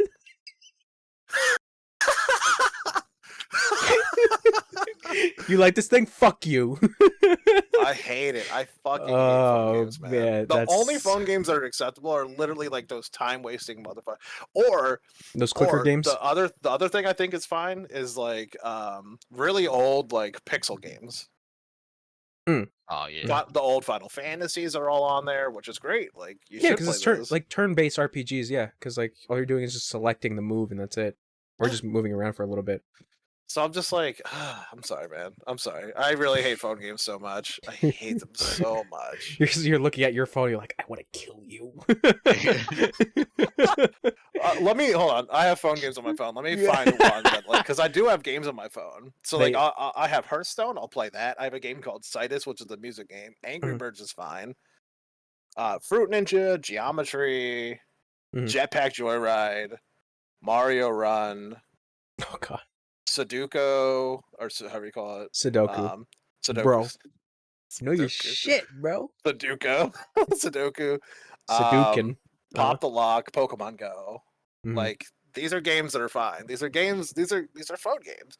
Yeah. If it's developed for a phone, if it's developed for a phone, play it on the phone. I mean, but that was No, Immortal. No. Immortal. That was Immortal. no, it shouldn't have been developed for the phone. When you're taking, so I guess that's more so what I'm saying about these franchises that are built Mhm. a foundation on a console or a PC. Don't make a successor to the game on a phone. It's the same thing. Same fucking thing with Kingdom Hearts, dude. Don't put it on the phone, asshole. Why? Yeah. I want to play these games. Just Yeah. make them more enjoyable for a console, man. Why not? I do agree with the Kingdom Hearts aspect of that, but I don't know. It's weird because does Blizzard or Activision have any other like mobile games? They're making Warcraft for it. Oh, that I didn't know. That I didn't know. It's getting announced tomorrow. Are you serious? Go to Really? Blizzard.com right now and you'll see. Really? Warcraft? Wow. Okay. I put Blizzard, com. Not that. Mobile game reveal May 3rd, Warcraft. God. All I got is Um, Spyro. If they do have other mobile games, I don't know. But I don't think they do. I mean, they're hiring. That's all I see. It used to be a dream of mine to work for them, and I don't think I'd ever want to work for them ever now. Yeah. Not that, like, I'm not saying I get a job with them. I'm just saying, back in, like, when I was a kid, I was always like, I would love to work for Blizzard. Would never want to at this point, man. I think a lot of developers at the time, especially when like Blizzard was like doing a lot of like hits, like a lot of developers at the time were like, I want to work at Blizzard, and then look at it now. being bought by Xbox, being bought by Microsoft. Oh, they have made a mobile game before. Hearthstone. Oh, we just talked. Yeah, you just said it too. Yeah. Huh? And that's based off of the Warcraft world, isn't it? Yeah. Okay. That's one of the few other things I would always say is fine for a phone is a card game because it's so natural. Mm. When it feels natural on a phone, I think it's fine. Mm. Yeah, because like I think people besides Hearthstone, I think people like the Capcom one, Tekken, where it's like all Capcom characters and it's a card, kind of a card battler, but people like it. Never seen it. Yeah, I will send you a video. I don't know if it's something of your vibe, but like a lot of like people who play a lot of like the Capcom fighting games are like really into that specific card game. So I don't know. But I'm probably gonna try Immortals because it's free. I'll be in there with you.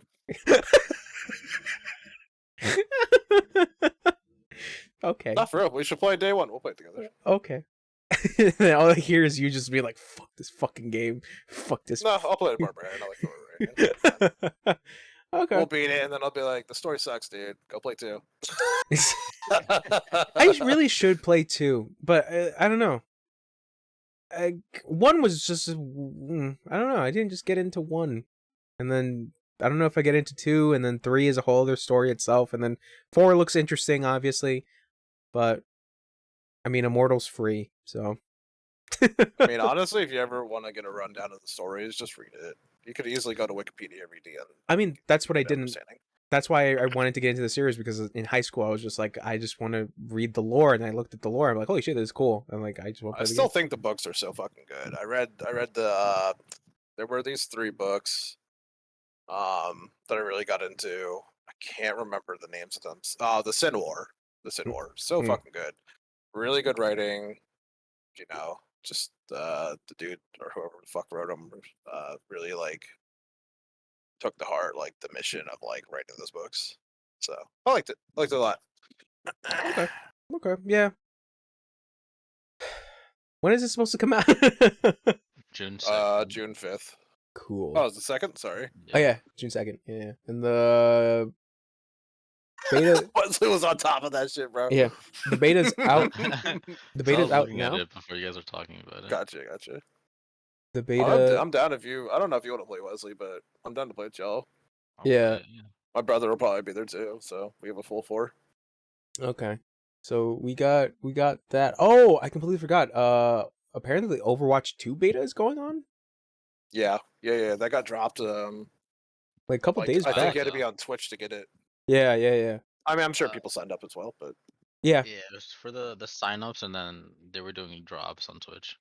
Man, I remember I really wanted to get into Overwatch, and then I just stopped giving a shit. my brother got the beta for 2. Is he liking it? He's not playing it. I don't know. I didn't really like Overwatch. So Yeah. from what I'm seeing, it's literally Overwatch 1. Yeah. Like with a big patch update. I think that was a lot of people's issue with this sequel, was just like, why do you even need to make a sequel? And then how you're explaining is that like it seems kind of dumb that it's considered to be a sequel. Yeah. It should have just been an update. Like there's a new champion. Some of the existing characters, their abilities, they got added abilities, or some of their stuff got reworked. Like I don't know if you remember Bastion, how when he was in turret form, he had to be stationary. Oh yeah. Yeah, he's now mobile in turret form. Well, that's weird. His ult is no longer he fires 5 rockets. It's 1 giant mortar shot and stuff like that, and it's just Just different character animations. Yeah, it's just a big patch for Overwatch 1. Yeah. I don't care about Overwatch anymore. I kind of don't, but I do care about that Diablo Immortal though. I do. You're a piece of shit. So yeah, I guess that's it for the news. We got some good, we got some bad, we got some Diablo Immortal. That's bad.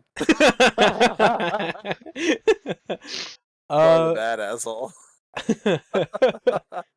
so gentlemen, we did it. We have done our episode of the podcast. There was a question I actually wanted to bring up with you guys. Because I'm trying to ask people to ask us questions, but nobody will ask us motherfucking questions.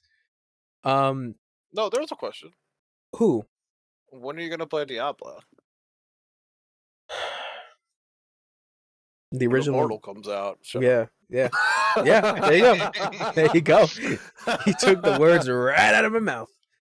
No, like this one particular question that I had for all of you was there ever a game that you purchased and then you traded it and or returned it and you kind of regret doing that?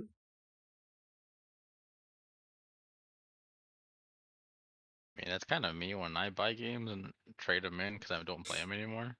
Mm-hmm. And then I see it Oh. like a video, and I'm like, oh man, I kind of want to play this now. Was there any one game in particular? Not really. Hmm. Like now, most of my stuff is digital. I can't think of like something that maybe emotional, but I've done it multiple times where I traded games in and I was just like, man, I really wish I didn't trade the game in. Like that's a lot when I was younger and didn't have money for like games and stuff. I feel the same way, but I feel it stings a little bit more when especially you try to refine that game and it's going for like twice the amount. Okay, so like something like that, yeah, for real. I get that. Because I'm trying to think of like that one was probably like Final Fantasy VII for me. There was a time where it was like super expensive to get the disc copy. Mhm. Yeah, because I'm trying to remember. Because I think the retro guy that I'm talking about, I think he's selling like the original discs for like $25. I want to say, and like with the case included. But I don't know if it comes with the manual. I don't know if he still has it or not. I have to go check. God damn it! I have to go see if this guy's still alive. But there was a couple stuff that I'm trying to think of that I did regret like returning or like trading it in. Fuck, what was it? I don't know why this comes to mind because this is obviously not a good game, but I do want to replay it. Do you guys remember the game Wet? Yeah, I remember I borrowed that from you. You might have that. I kind of regret giving that game away or returning or whatever the fuck I did with it. I kind of want to replay it because there's a part of me that just wants to play a bad game or not a really good game.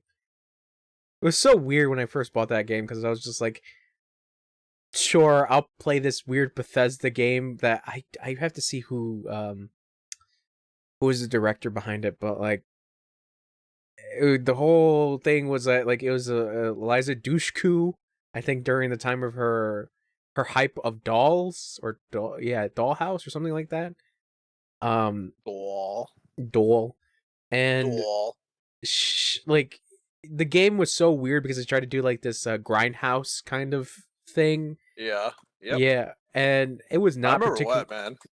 It was not particularly good from what I played, but it was the only thing that was kind of cool was like the slow-mo bullet time stuff where you're doing the slides and almost it kind of reminded me of Max Payne now after I played the Max Payne games.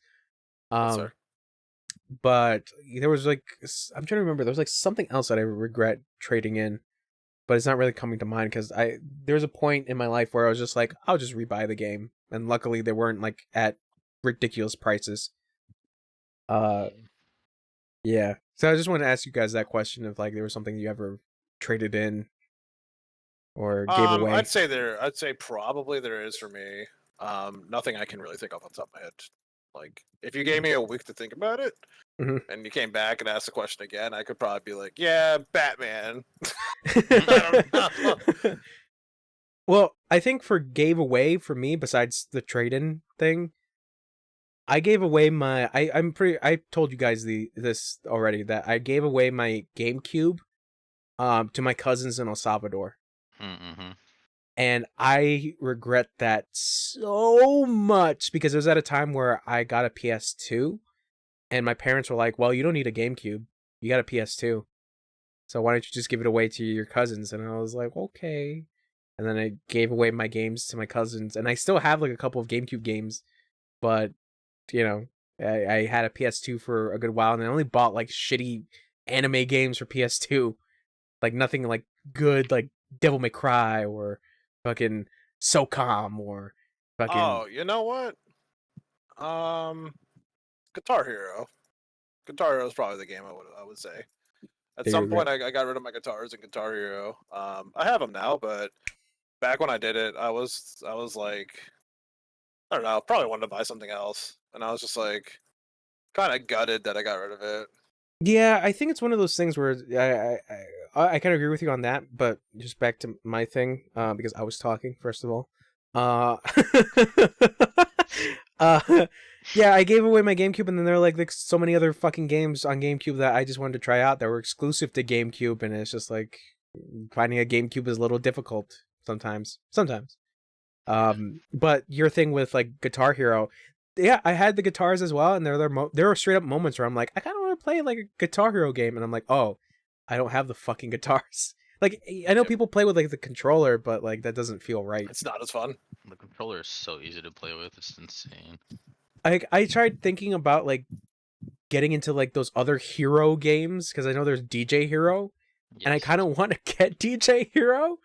But there's a part of me that's just like, but like after I play it, like it's probably me playing it for like maybe a couple days or so, and then this fucking plastic turntable is gonna be gathering dust in a corner somewhere in my room. I do still have my turntable for DJ Hero. God damn. I don't have the game though. It sucks because like that series is dead. Like Rock Band isn't doing anything either, right? No, they stopped. Okay. As far as I know. Sure, I'm pretty sure that one thing just happened. No. Because what was the last? Honestly. Because Rock Band came out with like the 2014, not 2014, well 20 something in the teens, but it was sort of like PS4. And I think people didn't like it because it was trying to go for like a more realistic version. I don't know what was the whole. I think you're talking about Guitar Hero Live. Was it Guitar Hero or was it Rock Band? Well, hold on. Pretty sure you're talking about Guitar Hero Live. Rock Band. I'm probably talking about that one, but what was the last Rock Band game? Boop, boop, boop. Rock Band 4. Is that coming out or is it already came out? That already came out. 2015. Yeah, that was the last one. The 4th main installment, the 7th major console installment of the Rock Band franchise. And we'll probably never ever see another Rock Band game, unless, well, Harmonix is owned by Epic. So unless Epic is like, let's bring back Rock Band. Yeah. I think we'll see a Guitar Hero game. No. Activision owns Guitar Hero. So I don't know if they'll ever decide. Has there ever been anything after that? After Guitar Hero or Rock Band? Like any other instrument game? I know there was like the Rocksmith, but you're using your own personal guitar. Yeah. Besides that. Yeah, I mean, that's not bad. I don't think that's a bad idea. I really wanted to try Rocksmith because like I always wanted to try playing the guitar, but like I've seen videos on it. It's like it's somewhat accurate at times when you're playing the strings, but I don't know. I mean, it looks neat. I like an interactive way of learning an instrument. So who knows? Maybe when I get a guitar, I don't know when that's gonna happen, but yeah, I always wanted to play the guitar or the bass, something like that, the electric bass. But I don't know if I wouldn't say I have the time. I'm just lazy. Like for me right now, I have my sister's piano that she doesn't touch at all.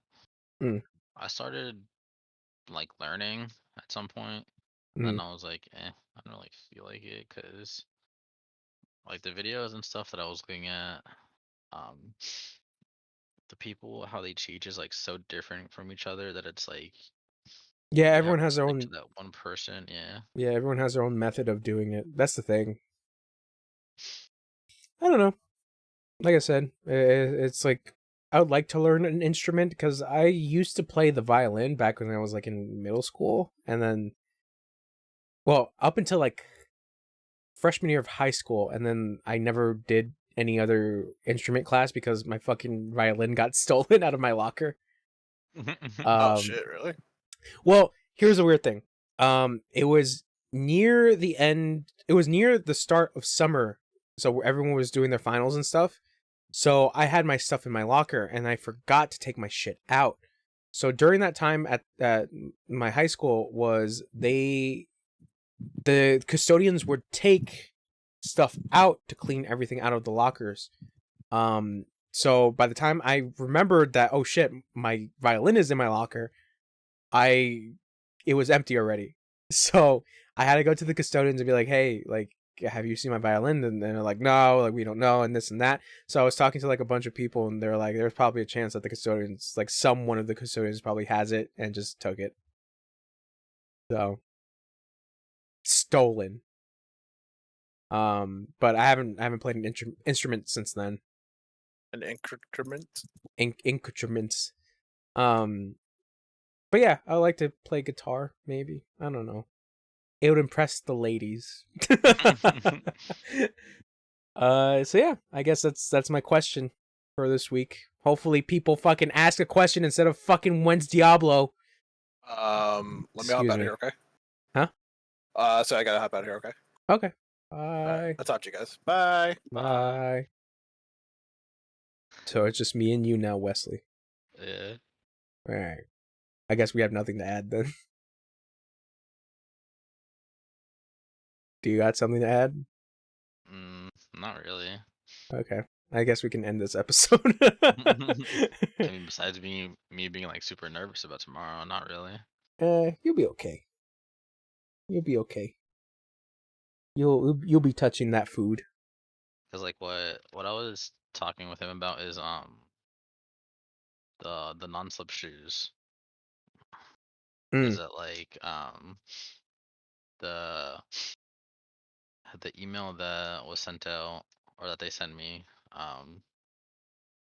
they're like, you should have this and this on your first day, and I'm like, I don't know if tomorrow's technically my first official day, or if it's just like paperwork day. Like I finish paperwork and then I'm done. I think it's just paperwork. Should be just paperwork. Because I think that's when they'll probably tell you, okay, this is going to be your actual first day. Because like I already did all this stuff for like a work day and whatnot. Last night. And then like I don't know like what else I'd have to do besides that. Yeah, I don't think they're gonna make you work the day you're supposed to fill out your paperwork, because I think they still have to like put you in the system and stuff like that. Yeah, because like what she was saying is that I guess like I'm already in the system with like I guess all the information that they had from the application. But like I don't know like what else they would probably need. No. Do you have non-slip shoes? No. Okay. Or not that I know of. Probably not. Is my safe bet. Okay. I mean, I'll let you in on something, but I think when we finish the stream or the recording, excuse me. All right, I guess we can sign off now. All right, bye. Bye. Bye.